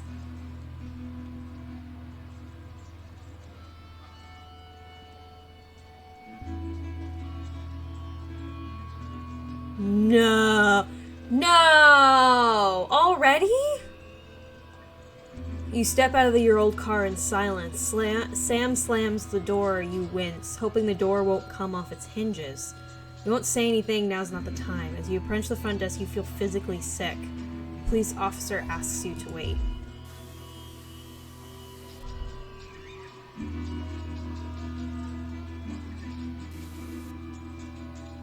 Susie? Wait, what? No, okay. That's weird. I thought it was the other one. Ooh, I guess both of them have a potential chance of doing that? I don't know. Eventually, after what seems like an eternity, your daughter is brought up by an officer with a kind face. She's a good kid, but if we pick her up for graffiti again, we'll have to charge her. You nod and apologize on Susie's behalf as Sam hugs her shell-shocked daughter. You shake her hand as the officer lowers her voice. Keep her away from that boy, and I think she'll be fine. Yep. As in the car, you attempt to broach the subject, but Susie refuses to say a word. After a while, you give up your questions about who this boy might be and just drive. Hours later, you stare at the ceiling, worrying. The stillness in the bedroom is the only sign that Sam is also wide awake. Who is Susie hanging out with? Why is she acting out? Neither of you are going to sleep tonight.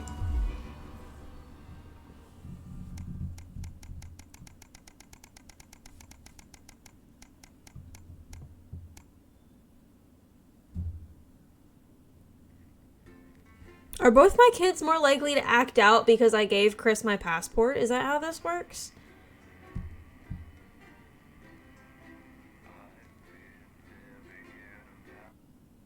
I've been living in a paradise.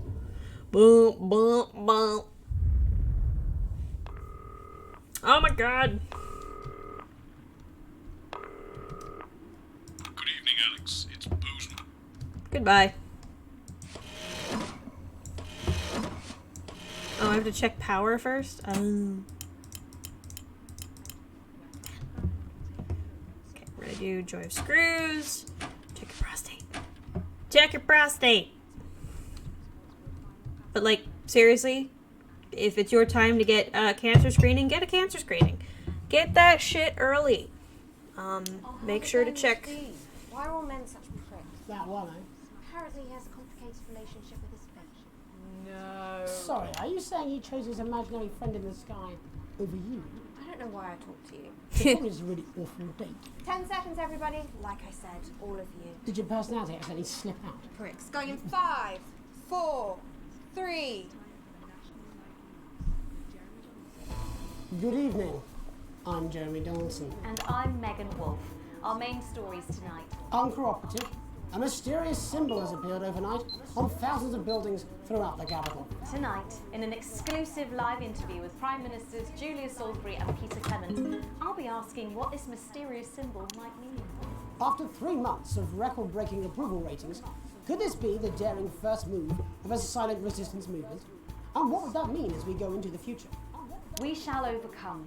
Trapped in Dante's taint for more than a month now, doctors Ingrid Svorsborg-Horgensvoord and David Wong announced today that they're considering 2 possible options. Svorsborg and Horgensvoord. 2 of the finest minds in science working together. Hopes are still high for the eventual Svorsborg and Horgensvoord. While both options are still on the table, support seems to be growing for a daring escape attempt. If a group of fungus experts can't fix the most advanced craft ever conceived by man, then who can? Bloodbath avoided. As the last Mr. Snugglehogs is found and destroyed, we ask, how could we have been so blind? Fortunately, this station wisely chose not to advertise Mr. Snugglehugs, and the subsequent disappointing sales turned out to be a miracle. Yay! As only 7 children were horribly injured by the lethal toy. How much worse could it have been? Thankfully, we'll never know. Julia Salisbury, who mobilised numerous government resources to recall the product immediately after the first blindings, said to Sorry, I just hit my mic. I'm so sorry. First blindings. 100% ironclad guarantee of safety and quality. Fallen angel? Notorious addict Johnny Hamsleeve seems to have reached a new low in his battle with booze, as this recent picture reveals. Johnny's star certainly lacks its former glow these days, with public concern over his mental and physical health growing at an alarming rate. Let's hope that the team at the Gentle Touches Rehabilitation Centre can help Johnny get back to his former glory. Johnny's family have asked for privacy during this difficult time. We'll have reporters at the clinic around the clock, so you don't miss a thing. Is this one I love that line. The family has asked for privacy, but we will have people there 24/7. Behind them, Remington's Fist CEO Sophia Remington today announced a brand new product that already has the markets buzzing with interest. This groundbreaking product came as quite a shock when it was revealed earlier today, though its critics are skeptical that the young CEO can fulfill First male contraceptive pill. Described as a breakthrough far Responsibility. ahead of its time, the male contraceptive pill is heralding a sexual revolution. Its fans are celebrating the fact that men can finally take equal responsibility for contraception, but others have expressed concerns over its safety and side effects. With that exclusive Prime Ministerial interview coming up later. And our very own Patrick Bannon live at the first annual Sports Board final. There we go. This is second of tonight's National Nightly News. It's sports board time. Banana. Oh, right, is it? Oh, yeah, it's raining out. This is the one where I get electrocuted. Banana.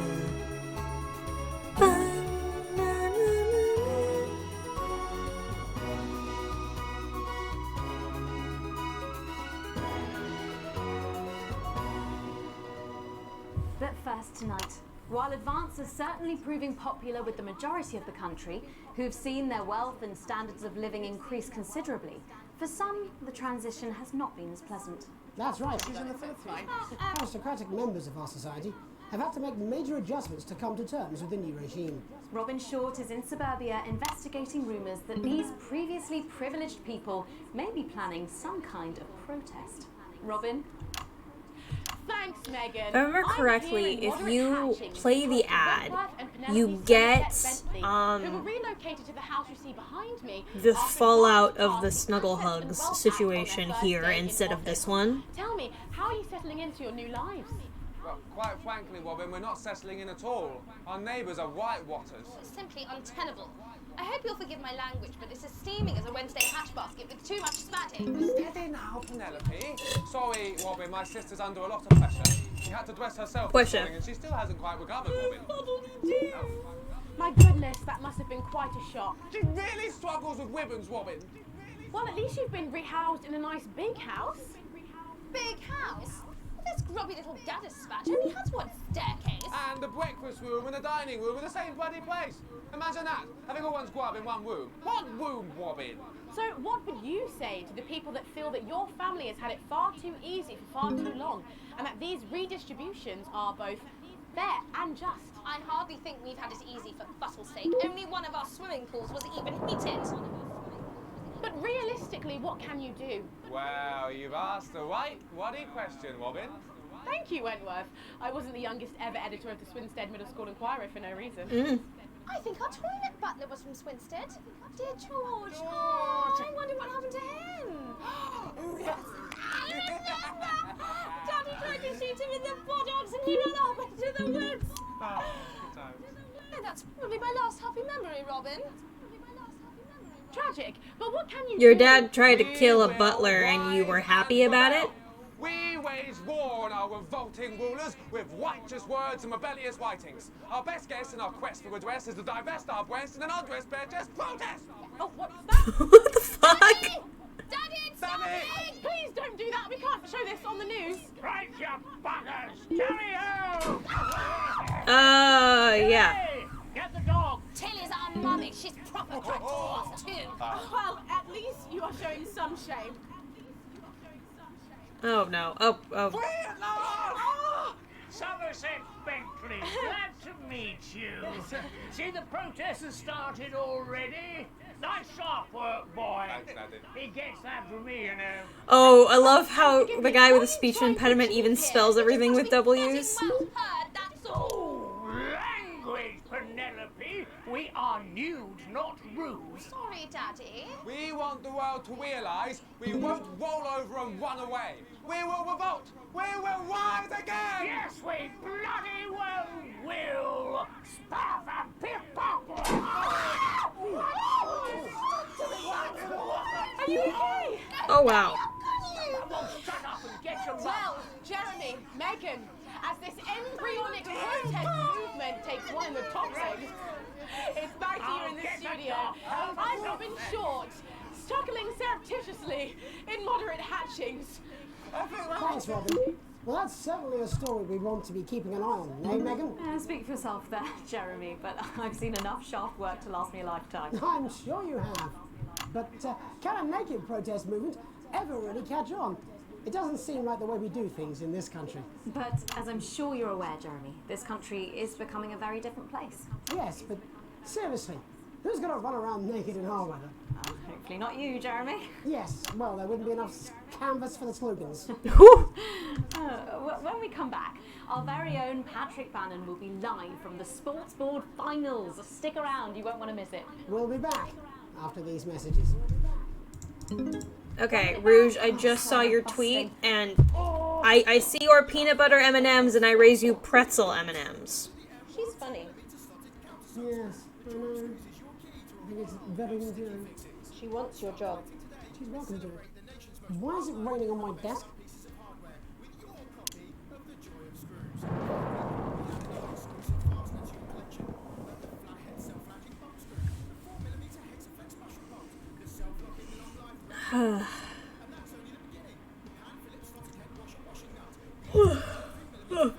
Sorry folks, give me 1 second.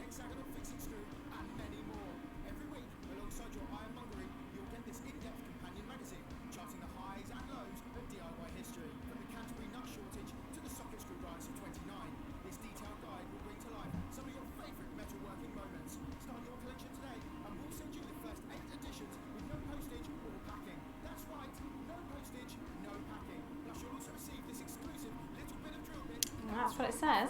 Yes, I understand that, but I always say welcome back. I think we should just keep it as it is. Well, of course you do. I've got one hat. Oh. That's supposed to mean I didn't write it, Jeremy. That's all right. I see your pretzel M&Ms raising Reese's Pieces with chocolate cookie inside, which I have mixed with peanut butter M&Ms. Fine. Good for the ratings. 5, 4, 3. Fair. Welcome back to the National Nightly News. I'm Megan Wolf. Coming up later, we'll be speaking to the Prime Ministers about their exciting new healthcare facilities, transition centres. Nice to see they care. You're absolutely right, Jeremy. But first, we're going now to our own Patrick Bannon, who's reporting live from the finals of the new game that's gripping the nation, Sports Board. Patrick? That's right, Megan, you joined me live. It's Sports Board time. Sports Board time. It's been a hotly contested God, I hate this segment. It's the worst fucking one. Because it just takes so much goddamn We time. have Eddie Striker, she's the more experienced of our two players today. Striker has got an accuracy of 7, a danger rating of K, and a 12-month driving ban. Striker's known for her signature move, the Orangi hamster. And facing her tonight. It's not that I hate this segment, it's just bouncing between, this one's really long, and not much happens. The slapping ceremony is taking part. Still going on. Striker go first. Striker, of course, first to start as she won the trivia round earlier on by some margin. Harris, perhaps the brawn and not the brain. Stupid. Eddie Striker. Nice start there from Striker. She's determined not to let the nerves show. Not after last time. On to Mr. Harris now. Tommy. Using his arm to pick up the ball. Got a bad shot there from Harris. Back to Striker for shot number 3. All right. She's gone to sort of throwing under her legs. Not bad, if you ask me. For those of you who haven't seen this segment before, can you guess what the point of this game is? Back to Harris now. A ball in the hand is worth 2 in the bush. Football, move back. I'd say that's fair, but what do I know? Oh no, and Harris is not going to be happy with that. So really not a good start there for Tommy Harris in round 1. We can only hope that round 2 treats him a bit better. But first, of course, after the argument with the ref section, it's time to change ends. Now we have the ceremonial changing of the ends.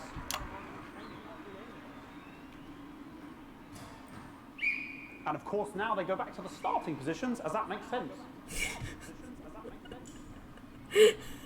Striker giving it large. Second round, Harris. Winter round 2 now with Harris. Okay, we seem to have some sort of streak on the pitch. Apologise if we broadcast any of that stuff. She appears to have slogans across her breasts and arse. Try and ignore all of that. Security, I'm sure we're going to take them out as soon as possible. Apologise if we broadcast any of that. As I said, we're going to get the situation resolved as soon as possible. They're trying to carry on play, but it's proving a bit difficult, and I'm struggling to follow. because it's quite an eyesore, and women's bodies. Yeah. All right, great. Okay, so back into round 2 now, and Harry's absolutely determined to close that. Oh yeah, it's beyond ridiculous, and then it drags on for just a little too long, in my opinion, and I think that's what makes it even more ridiculous, is that it just drags on.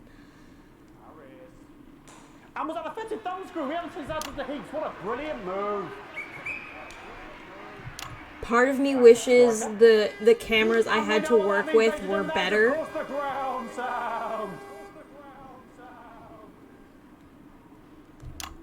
Excellent bit of play here on both sides of the bucket. I don't know about you at home, but I'm finding the technical mastering of this play here absolutely blooming, jaw-dropping. It's the mixture of it drags on for just a little too long, all of the camera shots are awful angles, it makes it extremely hard to make this interesting. And after all, it is a game of 2 halves, 4 rounds and 7 subgenres. But now, of course, this is time for the half-time show. Sponsored by Remington Smith. Yeah, it is 100% a Monty Python skit. Must be some music here to start the half-time show. Okay, another posh protester loose on the court here. We're going to apologize. And I have to go back to dodging the nudists. Is running around here with his genitals on display for all to see. And ruining what was shaping up to be quite the dance interlude there. Now he's thrusting himself in Harris's face. Security's on it. And the bucket's been knocked over! Ah, fuck. I cannot stand it when the bucket gets knocked over. Hopefully he'll get taken out now. I love this guy. This guy is my favorite. Around for all to see. Really, if you ask me, not Sunday morning. He's fabulous in the hopefully taken away never to in the next run. Boy cannot be in the final pose. And a lovely finish there on both sides of the bucket. I wouldn't like to call that one. And as we head into round 3, I'd love to know what's going on in these 2 players' heads. But unfortunately, because of science, we can't. Thank you, thank you, thank you. Oh, I'm actually listening to the commentary this time. Not bad. And it's like... Well, boys give me the eye all the day. I don't know what's going on there. Striker there, not a great start. She looks a bit flustered, I think, after all that swinging around. Back to Harris here. God, what I wouldn't give to be that ball. Am I right, ladies? Tommy Harris. And it dribbled down his arm, which is actually a really good move, because of course if it dribbles down his arm and goes on the floor, it's not going in the bucket. Okay, so if you haven't guessed how this game is supposed to go from now, that one definitely showed you what the goal of this game is. And Striker's gone for the animal bonus there, but of course perhaps...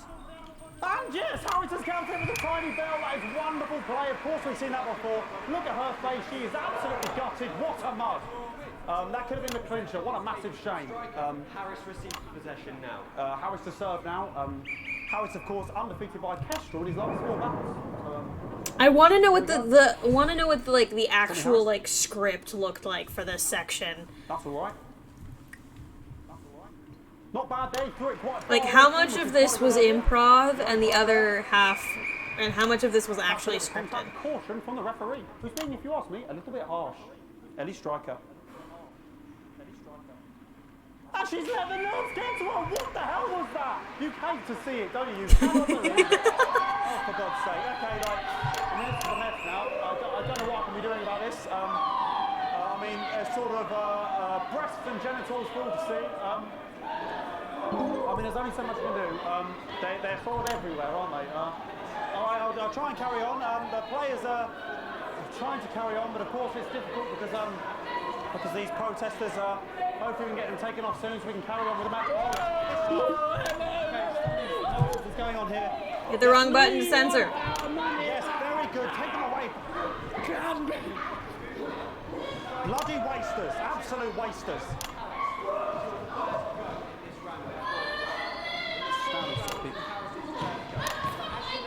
Oh, jog on! This is the mime round. It's an absolute bloody... Okay, and now we're going to go into the final round. And of course, as it's a Tuesday, the final round is a mime round. Who could believe it? Nice imaginary shot there from Harris. It really could go in at this point. Really high-level play here from 2 absolute juggernauts of the sport.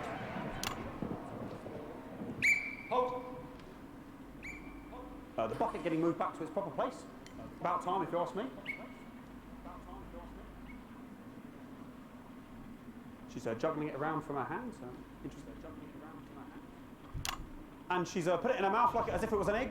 And now she's and she's spat it out. She did the egg spit. So a wonderful move there. Quite late on. Illegal spit. From a striker. But she's in it to win it. On it, like a car bonnet. Tommy Harris here, having a bit of beef. If I remember correctly, one of the mimes goes in. And he's peeling it as if it were a banana, which is an interesting move. Not sure if he hasn't had his potassium or what's going on today with Harris. And he's trying to, and the banana was the ball! What a fantastic move there from Harris. Unfortunately, that is the end. What a pathetic, there we go, Jeremy, that is over. How can he look his 8-year-old son in the face tonight? What a lump. We just have to wait for the referee now to announce it to make sure it is all official. Contestants in, please. Alrighty, moment of truth, here we go. And the winner of the first annual Sports Board Championship is...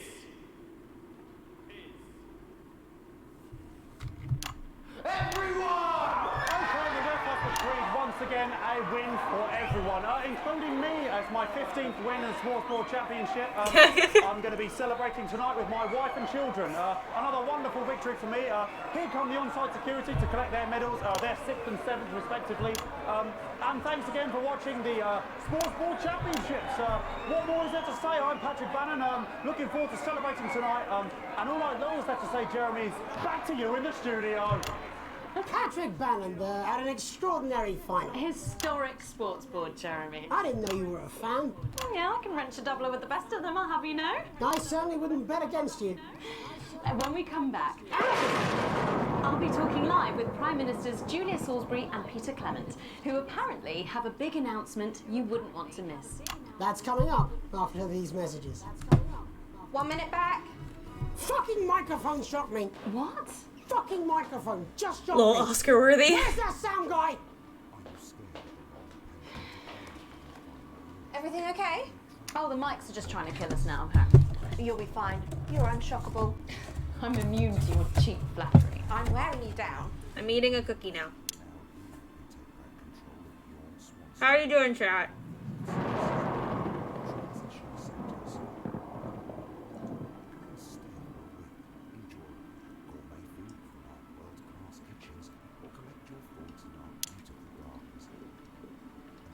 So sorry about all these buckets. We seem to have sprung a leak. Well, several, actually. You're going to need a whole new lining up there. Triple C. We'll look into it. Minister, it's so good to see you again. Miss Wolf, your star seems to be in the ascendant. It's a great time to be alive. Too bloody right, Peter Clement. Megan Wolf. My, but that's a firm handshake you've got there. She's tougher than she looks. Am I here? Here, with Mr. Clement on your left. Right you are, pet. Is your seat damp? 10 seconds, everybody. No, mine's fine. Have you had a little accident? Chissy cow. 5, 4, 3. Welcome back. I am delighted to be joined by Prime Ministers Julia Salisbury and Peter Clement. Welcome to the National Nightly News, Prime Ministers. Oh, please, it's just Julia and Peter. We don't believe much in titles. It doesn't seem very advanced. We're delighted to be here. Well, firstly, I should ask how you feel about the graffiti that's been springing up across the capital. Should we be worried? Oh, no, you definitely shouldn't be worried. Well, not unless you've got a fatal paint allergy anyway. But yes, it does seem that there are still some people we haven't been able to help. You know, whingers mostly. People who've yet to benefit from the many advantages of the new future. And you know, Megan, as my old mum used to say, there are some pissants who just don't know how to be happy. We're working hard to reach these people, find out what they're angry about and how we can help. The door to my government is always open. Someone's dripping on me. But we didn't come here to talk about what may yet turn out to be some alternative arts project. Which we no doubt will have funded. When we want to talk to the nation about something far more exciting. Yes, your office briefed us that you have an announcement to make, but they were being surprisingly secretive about it. Let me ask you a question, Megan. Oh. Okay, it's not usually how it works, but... What scares you? I mean, really scares you? It's death, Pet. She's talking about death. We're all afraid of our deaths. It's part of being human. Sorry, are you saying that Advance have cured death? That'll be a vote winner. Yep, that was definitely a drop there. But while we may not have cured death, we hope we found a way to make it much less scary. And much less painful and much less expensive. Look, which is me close-up camera, Oh, Pet? sorry, yes, it's camera form like that. When I was 13, my mum came and got me from school. He was to go to the hospital. My granddad, he'd collapsed that morning, so we'd all to say our goodbyes. And I went in to see him. We were all frail and pale. I was scared because I'd only seen him the week before, and he'd been fit as fiddle. And he said to me, Peter, he said, it's the right time. I don't ever want to be a burden to the people I love. Was that the last time you saw him? Nope, 3 days later he were back home. He lived with us for 9 miserable years after that. He had to be fed with a rubber spoon. He had a commode, so he'd just take a shit right there in the lounge while we were watching football. He wouldn't even wait till half time. That sounds... It was awful. It was awful for us, and this is the point. It were awful for him. They could see it was destroying me, man, watching him slowly fade away. And he would beg her to turn off his breathing equipment at night, but she couldn't, or she wouldn't. It were a crime, you see. And she didn't want to lose the children, as well as her old man. No family should have to suffer like Peter's did. And now no family will have to. The health service is today opening the first of 300 new transition centres. The transition centres will handle everything for your last days. The legal, financial, medical and emotional costs are all catered for and paid for by the government. So even the poorest citizen gets to pass on with dignity when they choose. And that choice is important. This is a service only for people who choose it. For people who feel they run their course and don't want to burden themselves or their families with a slow, long, humiliating decline. This microphone pack has just given me an electric shock. Are you okay? I don't know. I'm thinking from the asshole. Are we still on the air, Peter? Yes. Sorry. My apologies. Oh. Are you not worried that this new system might be open to abuse? In what way? Sorry. I've got sacked again. Can I get a little bit of help here, please? That the older generation might feel somewhat... Jesus, I'm wrong, you face fucker. That one was massive. Right, no, this bastard's coming off. That the older generation might feel somewhat coerced. Coerced into spending their final days eating gourmet food and drinking fine wine and luxury spas and gardens. Look, I am perfectly capable of... with a rustic twat. Prime Minister, please watch your language.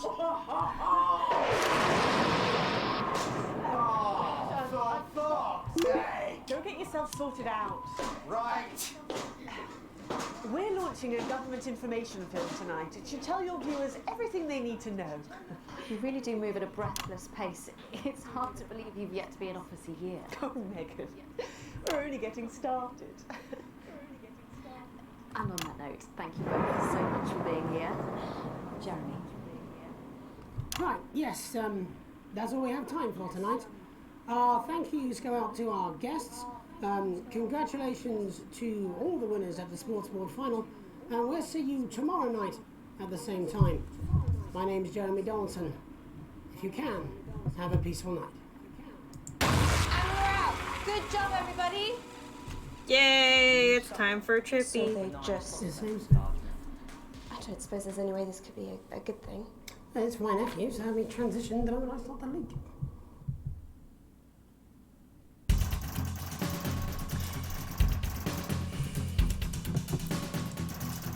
I have received a generous bonus. So I went from broke ass poor to worryingly in debt.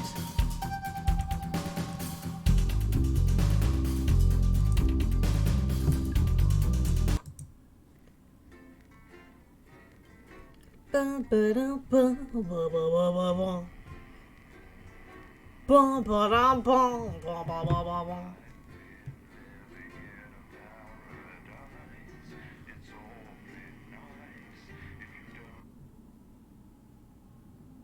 love the t-shirt Alan James is on your torso.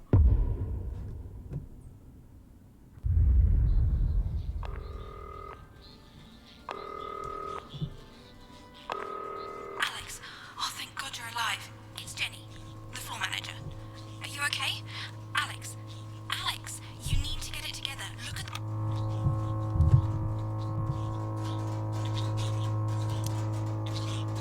This has no credibility, Jenny. No professionalism. It's not a mess. Everything is where it should be. It's ramshackle and characterful, and I expect you to know the difference. Of course Megan's place looked lovely, but I can't see it, can I? Thanks, Jenny. How's lock-in with the boyfriend going? Decided to take his chances on the wild streets, eh? Rather than endure another romantic comedy.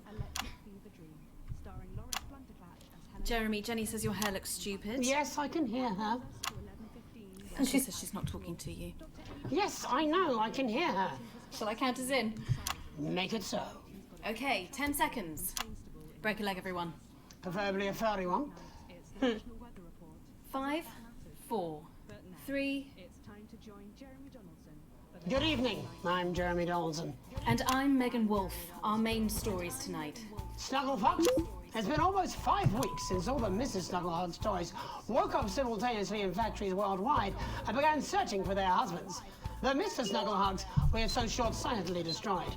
And now, as this photograph suggests, they may be changing tactics. Built to surprisingly traditional gender stereotypes, the Mrs. Snugglehugs have been arming themselves with a variety of household implements.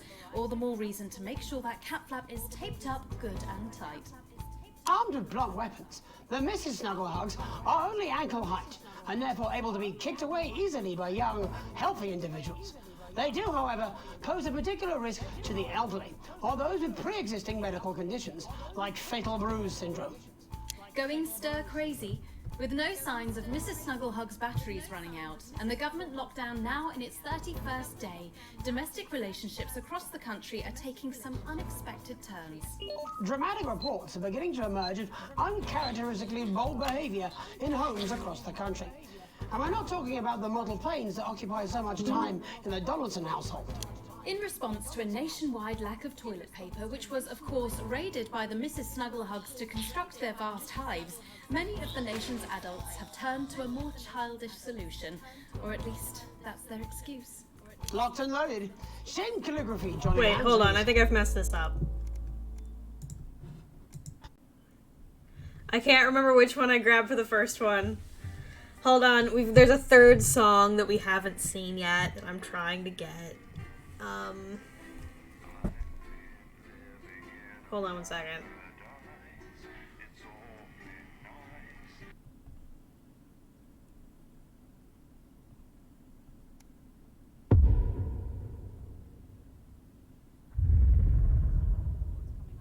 This has no credibility, Jenny. Hold on one second.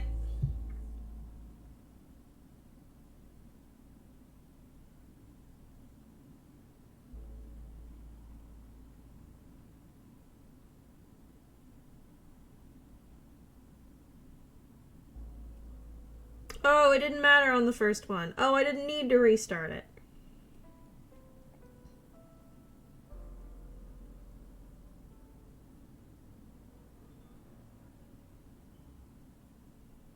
I think we went with the... Whoa, God. Does anyone in chat remember if we went with the trippy one last time or the dark one? No professionalism. It's not a mess. Everything is where it should be. It's ramshackle and characterful, and I expect you to know the difference. Of course Megan's place looked lovely, but I can't see it, can I? Thanks, Jenny. How's lock-in with the boyfriend going? Decided to take his chances on the wild streets, eh? Rather than endure another romantic comedy. Jeremy, Jenny says your hair looks stupid. Yes, I can hear her. And she says she's not talking to you. Yes, I know, I can hear her. Shall I count us in? Make it so. Okay, 10 seconds. Break a leg, everyone. preferably a furry one. 5, 4, 3. Good evening, I'm Jeremy Donaldson. And I'm Megan Wolf. Our main stories tonight. I did make the right Snugglehugs? It's been almost 5 weeks since all the Mrs. Snugglehugs toys woke up simultaneously in factories worldwide and began searching for their husbands. The Mr. Snugglehugs we had so short-sightedly destroyed. And now, as this photograph suggests, they may be changing tactics. Built to surprisingly traditional gender stereotypes, the Mrs. Snugglehugs have been arming themselves with a variety of household implements. All the more reason to make sure that cat flap is taped up good and tight. Armed with blunt weapons, the Mrs. Snugglehugs are only ankle height and therefore able to be kicked away easily by young, healthy individuals. They do, however, pose a particular risk to the elderly or those with pre-existing medical conditions like fatal bruise syndrome. Going stir crazy, with no signs of Mrs. Snugglehugs' batteries running out, and the government lockdown now in its 31st day, domestic relationships across the country are taking some unexpected turns. Dramatic reports are beginning to emerge of uncharacteristically bold behavior. We're going with all of the ones with the pink outline for this one, so I think that's the only song I haven't gotten yet. In the Donaldson household. In response to a nationwide lack of toilet paper, which was of course raided by the Mrs. Snugglehugs to construct their vast hives, many of the nation's adults have turned to a more childish solution, or at least that's their excuse. Locked and loaded, Shin Calligraphy Johnny Handsleeves seems to be taking his own unique approach to being locked in. Since checking into rehab, not much has been heard from the former role model, but this latest photo leaked by another resident today seems to confirm that all might not be well at Gentle Touches. It seems that paranoia may have overtaken the residents of the infamous rehab clinic, which this morning declared itself an independent state, claiming it had more than enough sponges to last till next Christmas. The shape of things to come. In their own version of a lockdown for more than 45 years now, the descendants of Doctors David Wong and Ingrid Svorsborgen-Horgensvoord and their unfortunate team today managed to get a personal statement to the surface using flagellized imaging equipment. Many of the Svorsborgen-Horgens brood, as they've come to be known, have certainly captured the public imagination, with a recent vote naming Helvetica Svorsborgen-Wongensvoord the most likely to survive a massive electric shock. Greetings from Dante's Tate, or as we say down here in the family, many mushrooms to you. I don't know what a Mrs. Pluckless Plug is, but they sound like they're causing you guys real problems. We've been trapped down here for 8,961 days now, and all I can say is I sure am glad Mum and Dad chose not to get on that escape craft. Since they grew me and the rest of the family, we've been getting on famously, and sometimes Mum stops crying for upwards of 20 minutes. Also, it turns out, as push, you can eat flards, if you can handle the stomach cramps and the amnesia. Greetings from Dante's Taint, or as we say down here in the family, many mushrooms to you. It's hard to believe they've been down there so long now. But everyone knows time moves differently underwater, Jeremy. That's why baths take so long. That's right. And as anyone will tell you, the deeper the bath, the quicker the relativistic forces of temporal causality will have a measurable effect upon the fixed dimensional parameters of your environment. How many times did it take for her to get that one? It would have taken me like with the lockdown 100 tries to get that in one go. She does it in one breath. Important, Alex. The government caused controversy today by announcing a fresh charge of passport fraud with an imaginative form of punishment for those found guilty of this brand new but incredibly serious crime. In what's being called a draconian measure, the government has reinstated the ancient right of trial by custard. Just like in the old days, if you float, you're executed on the spot. But if you sink, well, you'll go well with profiteroles, Jeremy. And Advance speaks out. With the snuggle struggle proving a test to governments around the world, Advance HQ released a curious statement this afternoon. In the accompanying release, they asked us to stress that they have been listening, and that this should be taken as a response to how the people really feel. We've certainly done our bit on this show to contribute to the political climate. But let's not forget, how we behave in our home lives is what really matters. Let's hope it's not just me who filled out that questionnaire, Jeremy, or we're all in trouble. Let's play that statement. Ladies and gentlemen, team members, friends, I have some excellent news. After weeks of working in my garage, I finally completed my latest DIY project, and it's just the fucking job. The Snuggle Snuffer can detect and incinerate up to a dozen of the pink little bastards at a range of up to 50 yards. I've got it mounted on the guttery, and it's already taken out a small clutch of them that were worrying the hens. Sadly, the coop was also lost in the subsequent fire. Oh But no! me and Mrs. C are unharmed and I confidently expect to remain so. Oh, and while I think about it, if the milkman or the postman are watching it, it's probably best if you leave any deliveries at the end of the drive. For now, I've still got a few kinks to work out. Though if that gardener who upset Mrs. C by gesturing suggestively with a particularly explicit artichoke wants to have a go on the window boxes, he's welcome to have a try. So there we are. Good news, eh? Explicit Even if I've rested artichoke. you I don't around think with I have Puppet, ever me and heard Mrs. that C before. are safe. And that's got to be a comfort to us all, eh? Delectable stuff. Later tonight, Jeremy will be catching up with brave roving reporter Patrick Bannon, while I check in with two friends of the programme who find themselves stranded at opposite ends of the country. And then, in part 3, there's going to be a quiz. Presumably because there's nothing more important going on that you might like to report on if you were, say, a news programme. And in a moment, Sophia Remington, how such a trusted I failed friend miserably. could have made such a terrible manufacturing mistake. With what it describes here as help from popular psychic scientist Delia Lyle. Oh, I like her. Why do you do that? That's all coming up on tonight's National Nightly News.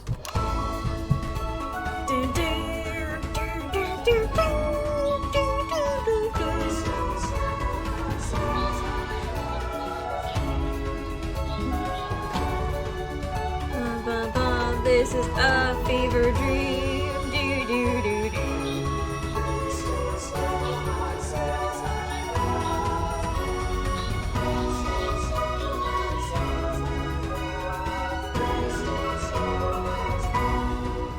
First tonight, how did we get here? Where are we going? And most importantly, who's to blame? Joining us from her ranch in Arlingsfield, Milkirky is the CEO of Remington's Fist, internationally respected business Bengali, Sophia Remington. Thank you for having me, Megan. I'm a huge fan of your work. And from a crystal healing laboratory, what I assume is a garage in Upper Lowington, inexplicably renowned psychic Upper scientist, Lowington. Dr. Delia Lywell. Thank you for being here. Thank you for having us. Sorry, us? Myself and the eminent professors. Is that what you call the voices in your head? I seem to attract dead scientists. I don't really know why. The money? They express themselves to me through ethereal algebra and quadratic predictions. It's all very technical. No, it isn't. I concur. Miss Remington, the entire Snuggle Hugs range will surely go down as the biggest public relations disaster in history, won't it? Well, of course, that's one world record we would never have sought to claim. What can you say at a time like this? There is only one thing that can be said. I'm sorry. We're sorry. From everyone here at Remington's Fist, but especially the dedicated inventors and world-beating engineers at Reming Toys, we are deeply, deeply sorry. Remington's. Oh, she's Who could have Sophia's predicted that American. letting a child's toy learn how to love could have such unforeseen consequences? Mary Shelley? Oh, we see you, Sophia Remington. You are preening by a metal vessel, and where you venture, you will see neither land nor sky. Is that supposed to be the future? Only the past is concrete. I remember being a child in my grandpa's workshop when he made the first dancing hangman toy. He put it by my bed, and when I couldn't sleep, I'd wind it up and let it go, and I'd watch that happy little executioner just wiggle and wave his tiny noose and dance before my eyes. Grandpa sold thousands of them, on the quiet, obviously. And he used the money he made to found Rimming Toys, which is now just one small part of the global supermassive megacore that is Remington's Fist. Sadly, we lost Grandpappy along the way. He died in a fire at the preschool tobacco factory, another one of his pet projects. But we never lost his spirit of invention. Yes, I'm not entirely certain what your grandfather's offensive toys have to do with the current predicament. The spirit of invention, Mr. Donaldson. The passion to create, to problem solve. And that is why I'm here today, to tell you about a brand new product we're launching simultaneously around the world from midnight tonight. We said science! Science! We hear its song on the breeze, its breath on the wind, its fart under the covers. How does she do it? Well, please, don't keep us in suspense any longer. It won't be my feature she's making up next. Remington's Fist is proud to present Snuggle Traps. Safety and security in these dangerous times. Each box of Snuggle Traps contains 8 devices, all guaranteed to stop a Mrs. Snugglehugs in its tracks. That's enough for a small lawn or 4 window boxes. And you want to know the best thing? They're only $129.99 a box. Now that is affordable peace of mind. We see you, Jeremy Donaldson. Not now, honey, I'm mid-pitch. The best thing about Snuggle Traps is they're powered by next-generation Flardinium batteries. So, however long the enemy lasts, these traps will outlast them. We see you, Mr. Donaldson. You are screaming and yelling. Your friends are crying. They fear you. And then you're gone. Oh my god, I just got chills. Did anyone else just get chills then? I think I did. I think it's more concerned. I think I'd be more concerned about these traps. Quickly, before we go to the break, these appear to be attractively repackaged landmines. Aren't they dangerous, say, to children? Oh, hell yeah.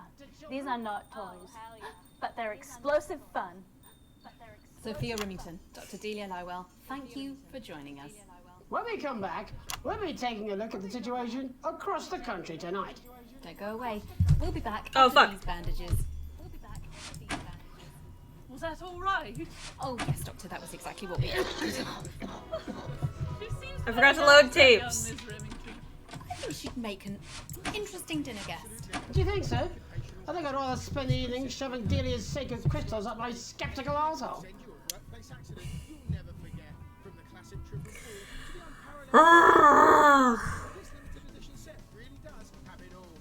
The exhaustion from today is starting to hit me.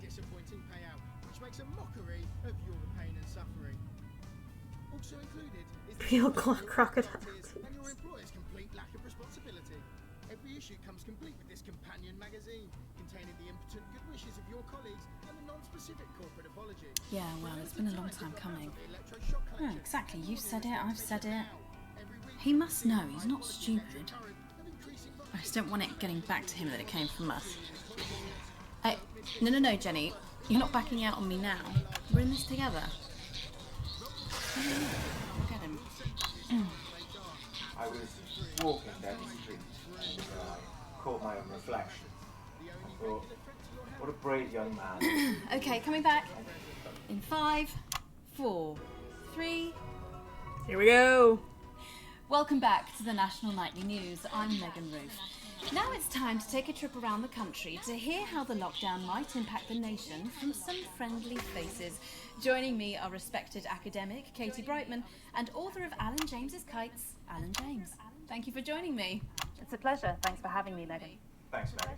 It really is a pleasure, Katie. I enjoyed our little heated encounter. I wish I could say the same. So first off, Katie, how are you coping?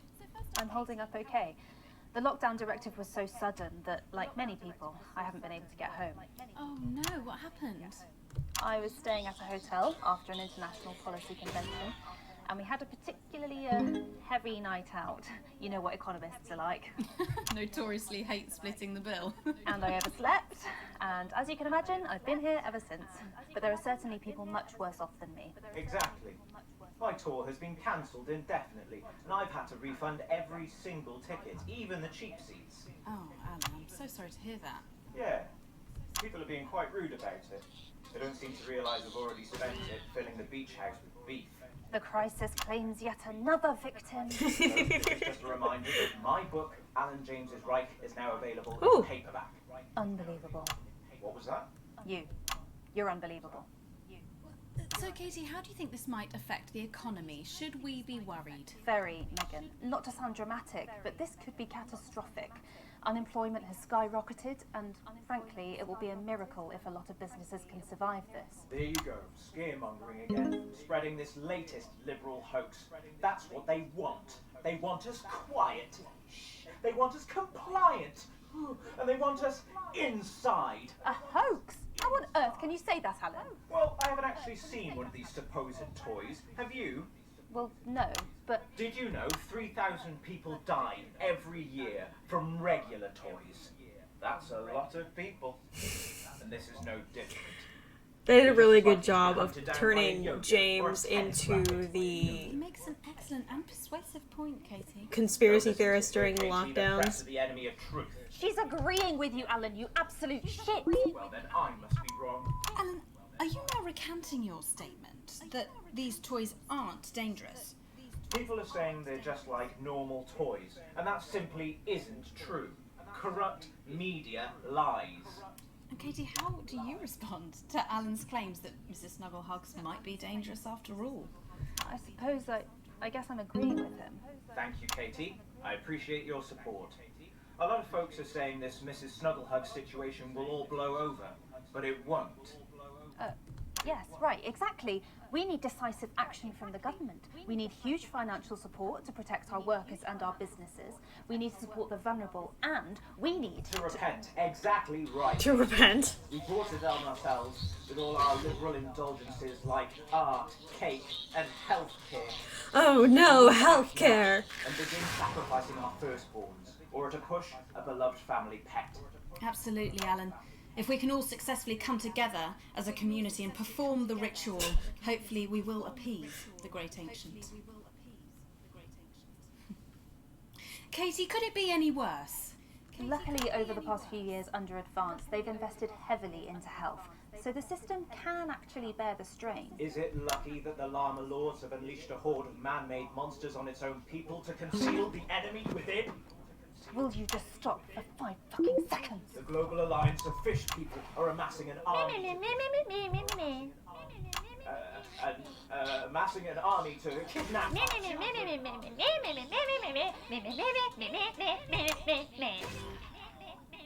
That's you. That's what you sound like. But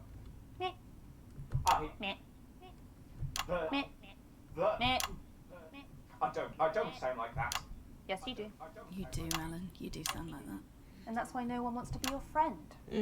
I've got loads of friends. No, you haven't. I don't think you do, Alan. Yeah, stop lying, Alan. I'm not lying. You are. Oh, good one. Oh. Well, I'm telling. Alan James, Katie I Bright. love and hate the character of Alan Some real James. food for thought there from two of the territory's leading minds. Any moment now, I'll be heading over to Jeremy, who is going to be bringing us an up-to-the-minute report of the status of the nation. Over to you, Jeremy. Thank you for what I'm sure was a reasonable debate which really contributed to the national conversation. Next, out on the streets, someone who's always doing exactly that. It's Patrick Brannan. Are you there, Patrick? Hello, Jeremy. Yes, hello, I'm here. I'm here live. Apologies for the quality of the broadcast today. Couldn't find any cameramen or women brave enough to come and join me, so I'm out here on my own. Right, and tell us what it's like out there. Yep, I can. It's as you can see behind me, the streets are currently completely deserted. But my question, Jeremy, is just how long? I mean, could there be danger lurking just around the corner, waiting to end the fledgling career of this young, promising journalist before his full potential is even realised? Will he die, underappreciated by management, and frankly, if you ask me, very, very much underpaid? I don't think there's any danger of that, Patrick. What's that on your jacket there? Well, that's actually a sponge. What I've done here is made a snuggle-proof jacket, Jeremy. The network didn't bother sending me any PPE, so I've been forced to improvise. In fact, showing the sort of resourcefulness that would make me an ideal candidate for, I don't know, for example, an anchor position starting whenever they'd like. From your point of view, Patrick, just how safe are our streets? Not safe at all, Jeremy, not safe at all. I'd recommend people staying inside, following government advice, and not putting themselves at any risk at all. Unless, of course, like me, it's for groundbreaking journalism reasons. And just where are you, Patrick? I'm in the street, on the street. Which street? I think I'm struggling to hear you, actually, Jeremy, there. Which street? Which street are you on? Oh, which street am I on? Oh god. I'm just looking for a sign. There it is. I'm on Bannon Avenue. Bannon Avenue? Yep. Bannon Avenue. Yeah, no, I can hear you fine. Yep, I'm on Bannon Avenue on the sign. It says there. Like Patrick Bannon? Oh yeah, that is like, that's strange. That's a weird sign. I don't know what's going on there. Where are you really? I'm on Bannon. Alright, fine. I'm not on Bannon Avenue. I'm at home, to be honest. Alright, fine. Well, I'm in my bathroom technically, but you know, I couldn't face it, to be honest, mate. It's you know, it's terrible out there. I don't want to go outside. They're everywhere. I'm sorry for lying. We don't expect any less of you, Patrick. Can you hear that sound? What the hell's that? I can, yes. I'm no expert, Patrick, but it sounds unmistakably like a tiny fist tapping on your door there. Oh, fuck, it does. Oh, fuck, Jeremy, shit, no! Oh, bollocks. Perhaps there's a small queue of tiny fists, each wielding a different gendered household implement, ready to bash in the heads of lying little roving reporters. You're lying, aren't you? Oh, shit, fucking, listen to me, you bastards! If you're out there, just to piss off, you little fucking snuggle fuck! I'm too talented to die! Oh, too talented. What the f***? Okay, it's fine. He's in his underwear. Don't worry, Patrick. Got I'd that say you had a Bannon few booty. seconds before they break their way in there and finish you off.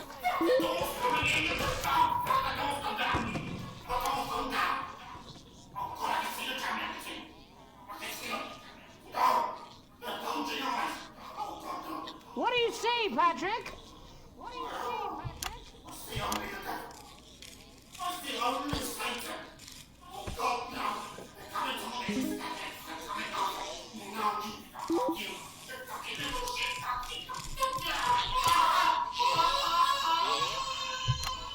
Thank you, Patrick, for that report, showing the nation, and more importantly, management, just where you belong. It's time for another break, but when we come back, we'll be hoping to take your mind off the world for a little while, and who knows, maybe even bring you a few smiles. Join us after this. You're damn right. Yeah, I had them delivered. Yes, to Bannon Avenue. Your children are our future. Advance notice. While they're young. The Advanced Go-Getters initiative will put your children in the picture. With subtle brainwashing delivered in potentially hazardous environments. And when they talk about what's happening at home, we'll be listening and taking notes. You wouldn't let your children drift off down the river to uncertain ends, or abandon them to a life of shame and mockery and eventual death on the streets. So you sent them to fly with us instead. That's not a creepy ad at all. Safe. I'm not going to. I guess. I don't have to. No, you're being a child. I'm not. I'm not. R2. I'm not. R2, R2. No, well, 5, 4, 3. Welcome back to the National Nightly. Well, welcome back anyway. We know isolation isn't easy, so finally tonight, we have something a bit different for you. Even though some people felt it's not our job to entertain the public with absolute nonsense, other, more important people overruled those people. So it's time to find out who will National Nightly win, and who will National Nightly lose. So, how do we play? Well, joining me is a man who knows all about playing. It's Tommy Harris. Hello, Tommy. All right, Johnny. It's good to see ya. And how are you finding the lockdown, Tommy? What do you mean lockdown? The enforced isolation of everyone in the country. Ah, yeah. I think I heard about that, actually, yeah. You're in bed, Tommy? Yeah, you called during that time, so... Of course, that's my fault. So, why don't you tell us how the game is played? Well, it's pretty simple, Jeremy, you sausage. I'm going to ask contestants from around the territory 3 questions about what else yours truly. And those people are going to get a chance to win a very special prize. And what are they playing for, Tommy? Drum roll, please. Jeremy. Ugh. Thank you. This. Is that... What is that? It's my athletic support, Jeremy. Oh. But I've signed it, so... Oh, well then, what a fantastic prize. Have we got anybody waiting to win this once-in-a-lifetime prize, Jimmy? I believe we have Angie on the line. How do you feel about winning this man's old pants, Angie? I've never been so excited, Jeremy. And can I just say, I love you. Both of you. Well, you've said it now, haven't you? Oh, Angie, I love you, in a way. Tell us about yourself, Angie. Well, what can I say? My name is Angie. Always has been. I'm a human woman, and my dental hygiene has been described as acceptable. Acceptable. Brilliant! Right, well, shall we get this shambles This on the way? is probably the weirdest section of the entire fever dream that is this We episode. haven't got a clock. Yeah, I did ask for a clock.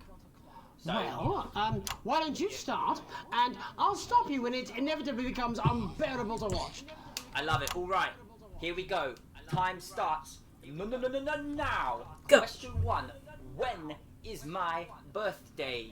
The 13th of August at 7:19 a.m. That is Weird correct. that you know Question that. 2. What? I said, what is my favourite colour? Crushed praline 4. Correct, the colour of my nipples. And finally, Angie dear, what is my star sign?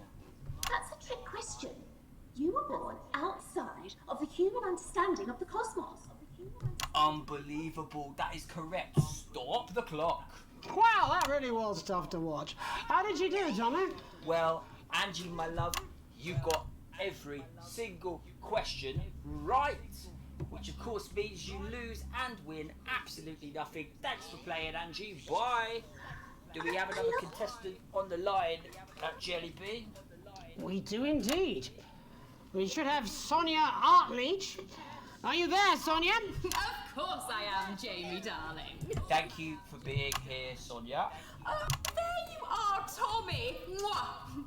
Let me guess, you work in theatre, don't you? Is it that obvious? What gave it away? Was it the glamour or poise? It certainly wasn't your inherent sense of humility. Tell us about yourself, Sonia. Oh, well, if you must play this game. I am a theatrical agent. I represent the likes of Rudy Beefman, Samuel Coffee Cup, and Jodie Carpetburn, amongst others. And how's the lockdown affected you, Sonia? Well, they may have closed the theatres, shut the studios, and boarded the cinemas, but they won't get me that easily. How are you managing without any work? Due to a savvy clause in all of my artist contracts, I am able to claim my 15% from their unemployment benefit. Wow, that certainly is sharp. Standard stuff, standard stuff. And can I ask, where are you speaking to us from? Well, I work from home, you know, to keep costs down. And who's this? Oh, well, you know, when they gave the order, I was actually mid-meeting with a client, so we've been isolated together. No fucking way! What the fucking fuck? Is that Tommy Harris? I'm a huge fan. Can I just tell you how bloody brilliant you are? Actually, Jeff, we're about to play a game, aren't we, Tommy? We got time. Well, if it's not too bold, I think I am in love with you, Mr. Harris. No, it's not too bold. That's all right. Don't worry. Hey, I'd love to show you some of my stuff. I've been working on some new shit. Well, at least you're already aware. During lockdown, we've been workshopping some of Jeff's ideas for much younger children, haven't we? People still let you know their children, do they? Yeah, that's right. Yeah. I've been developing some shows for younger children. Well, we'd love to see it, wouldn't we, Gerbil? Absolutely dying to. Right, so, what do kids love? Timely child support payments from their absent fathers. Shallow and overproduced musical numbers? That's right. Animals! So, I'm trying to address the things that kids need to know, but through a medium that they'll understand. Do you understand? I think so, yes. Jeff's one of my best clients, aren't you? I am. Yeah. So, the first one we've been working on is called The King of the Jungle's Mortgage Repayments. It's about a lion who's having problems with his interest rates. I see. Does he have a broker? He does, yes. He's a porcupine. How did you know that? Well, your work is universal, darling. It speaks to people. I'm going to say something to you, mate. I think you're onto something here. Oh, the bear! Oh, there. This one is much better. So, this one tells the tale of Mr. Bear. Now, Mr. Bear is a very sad bear, because all of the other bears don't think that he'll amount to much, and they tell him that his plays are lazy and derivative. I think you're onto something there. Now, Mr. Bear is a tragic figure. Picture this. He's at his lowest ebb. The trees are closing in. He can't even face his salmon, can he? But then he meets someone that will change his life. This is fucking gripping. That's right. He meets a wise, old octopus who takes him under his wing and says, "No, Mr. Bear, don't be sad. You're not like all the other bears. You have this ambition and these dreams." Such fucking dreams. I think I love you, Jeff. And what you need to do, Mr. Bear, says the octopus, probably doing an 8-armed gesture or something. What you need to do to find happiness in this crazy old forest is you need to set yourself more realistic goals. It's called Mr. Bear Lowers His Expectations. Wow. You really have taken yourself to new depths. And what do you want children to take away from this? Oh, fuck shit, fuck. What? I said a more realistic worldview. Are you alright, Jamboree? It's Jeffrey. My name is Jeffrey Donington. No, stop. How does it end? We need to know how it ends. Well, all the animals learn a thing or two about inevitable mediocrity. And Mr. Bear settles down near to his parents' cave, stops trying to make his band happen, and he goes into Bear. So hopefully we got the third song. Becomes a bear mouse. The song that they're about to, if you haven't seen before, the song they're about to go into, there are 3 possible songs that could play at this point, depending on what you chose earlier in the episode. We've gotten the normal one. I can't remember if we did the messed up one or the psychedelic one. I think we're doing the psychedelic one this time. Can we get Angie back? Why not? The more the merrier, as they say at orgies. Right, I'll just fill then, shall I? Either way, get ready for some really weird lyrics. And a very catchy chorus. At all. I quite love this song. I apologize in advance for what we're all about to This is the best part of the game. Where's the button on this fucking... Well, there's all sorts of creatures down on Dangly Doodle Farm. Like wise old Mr. Octopus with way too many arms. There's Mr. Pig and Mr. Cow. They're always in good moods. But that's 'cause they don't know they'll soon be sliced up into food. Mr. Bear, what's that over there? That's where your hopes go to turn into despair. Mr. Bear, what's that over there? That's where your dreams go to die. Mr. Raccoon wants to go to the moon. He'll end up as a bus driver soon. Mr. Porcupine thinks he'll read the news at 9. He'll end up as a janitor who stinks of turpentine. Please do not applaud, I'm a massive fraud. Shacked up with the agent while the wife thinks I'm abroad. You said you were done. Oh, I say that to everyone. sometimes when I'm tipsy, me and Angela still have fun. What? Mr. Bear, I don't even care. Sonia takes it up the bum and shaves her pubic hair. Mr. Bear, that's an overshare. That was for your birthday and you're never going back there. Mr. Bear, I'm in disrepair. Didn't check my prostate, now it started sprouting air. Mr. Bear, I have private health care, 90 pairs of shoes and 30 different types of cookware. Mr. Bear, I feel laissez-faire. Maybe when the lockdown lifts, I'll hit on the au pair. Mr. Bear, I don't mean to swear, but I'll give a fucking nickel for a lock of Johnny's hair.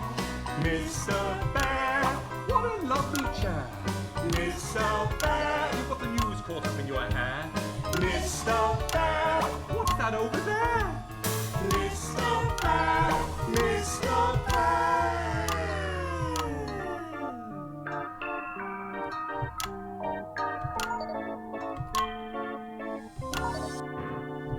Mr.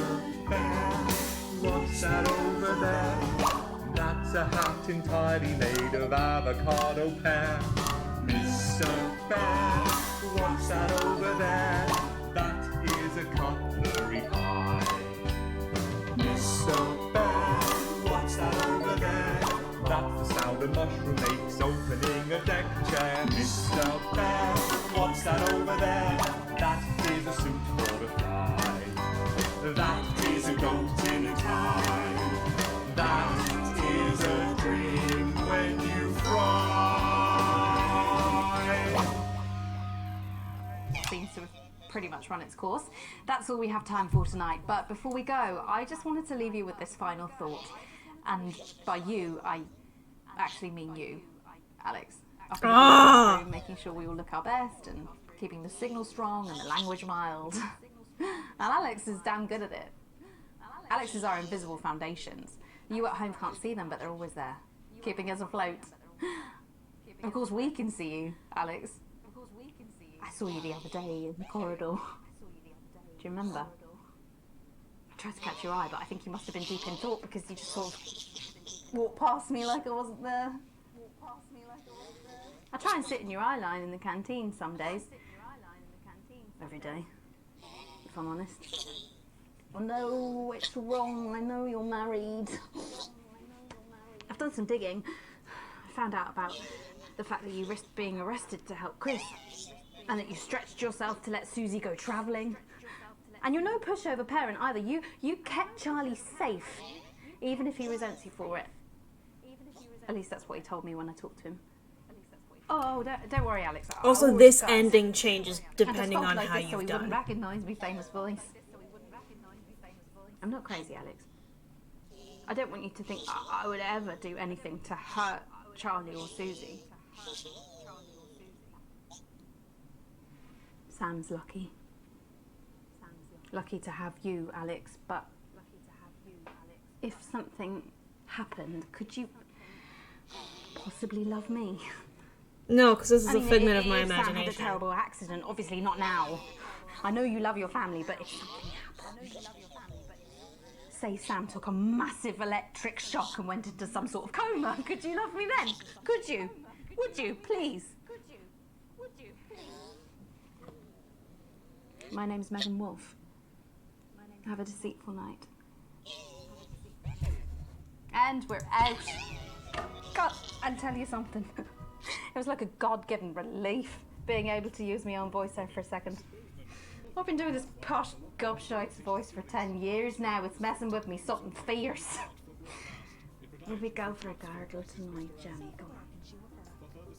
Oh, come on, you dry shite. They're only toys. Will we? Just a little one.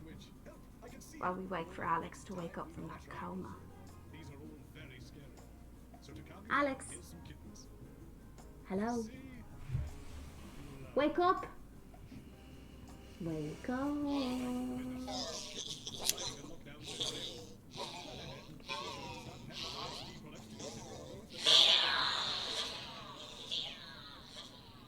I think the lockdown segment is probably one of my favorites because of how many different parts can change like, I think two parts of it can change.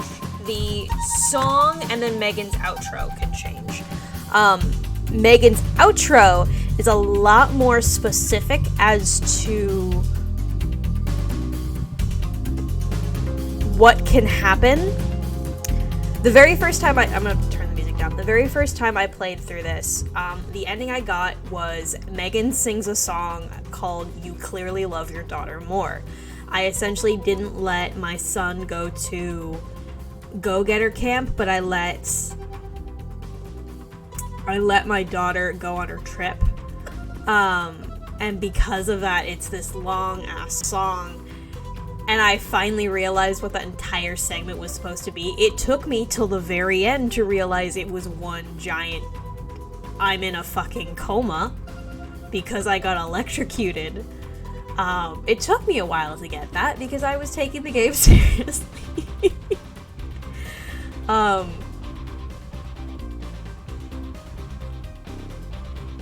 think I got a different ending last time. I don't remember. But, yeah, that makes sense. I think I'm gonna call it here tonight. I am exhausted.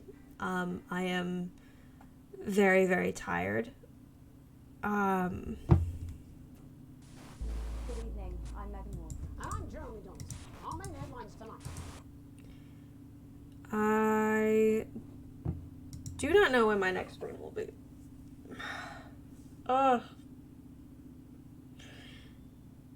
Ever have just exhaustion hit you just like a fucking tidal wave? I was planning on streaming pretty late tonight, but it just didn't happen.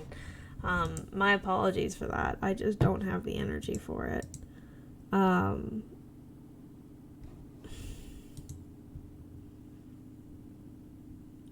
trying to work on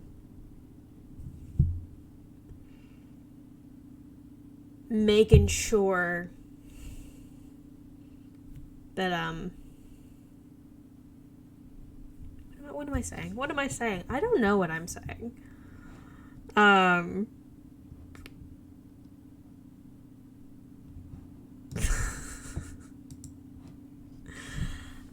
Thank you so much for everyone who's here. I really appreciate you all. I hope you all have a wonderful night. Go check out my YouTube. I'm putting it in the chat now. And go watch the video that I uploaded today. I worked really hard on it. I hope you all enjoy it. I don't know when the second video will be coming out. It'll be coming out at some point. But VOD 2 will be condensed and put into an episode. I really appreciate you all being here. Thank you so much.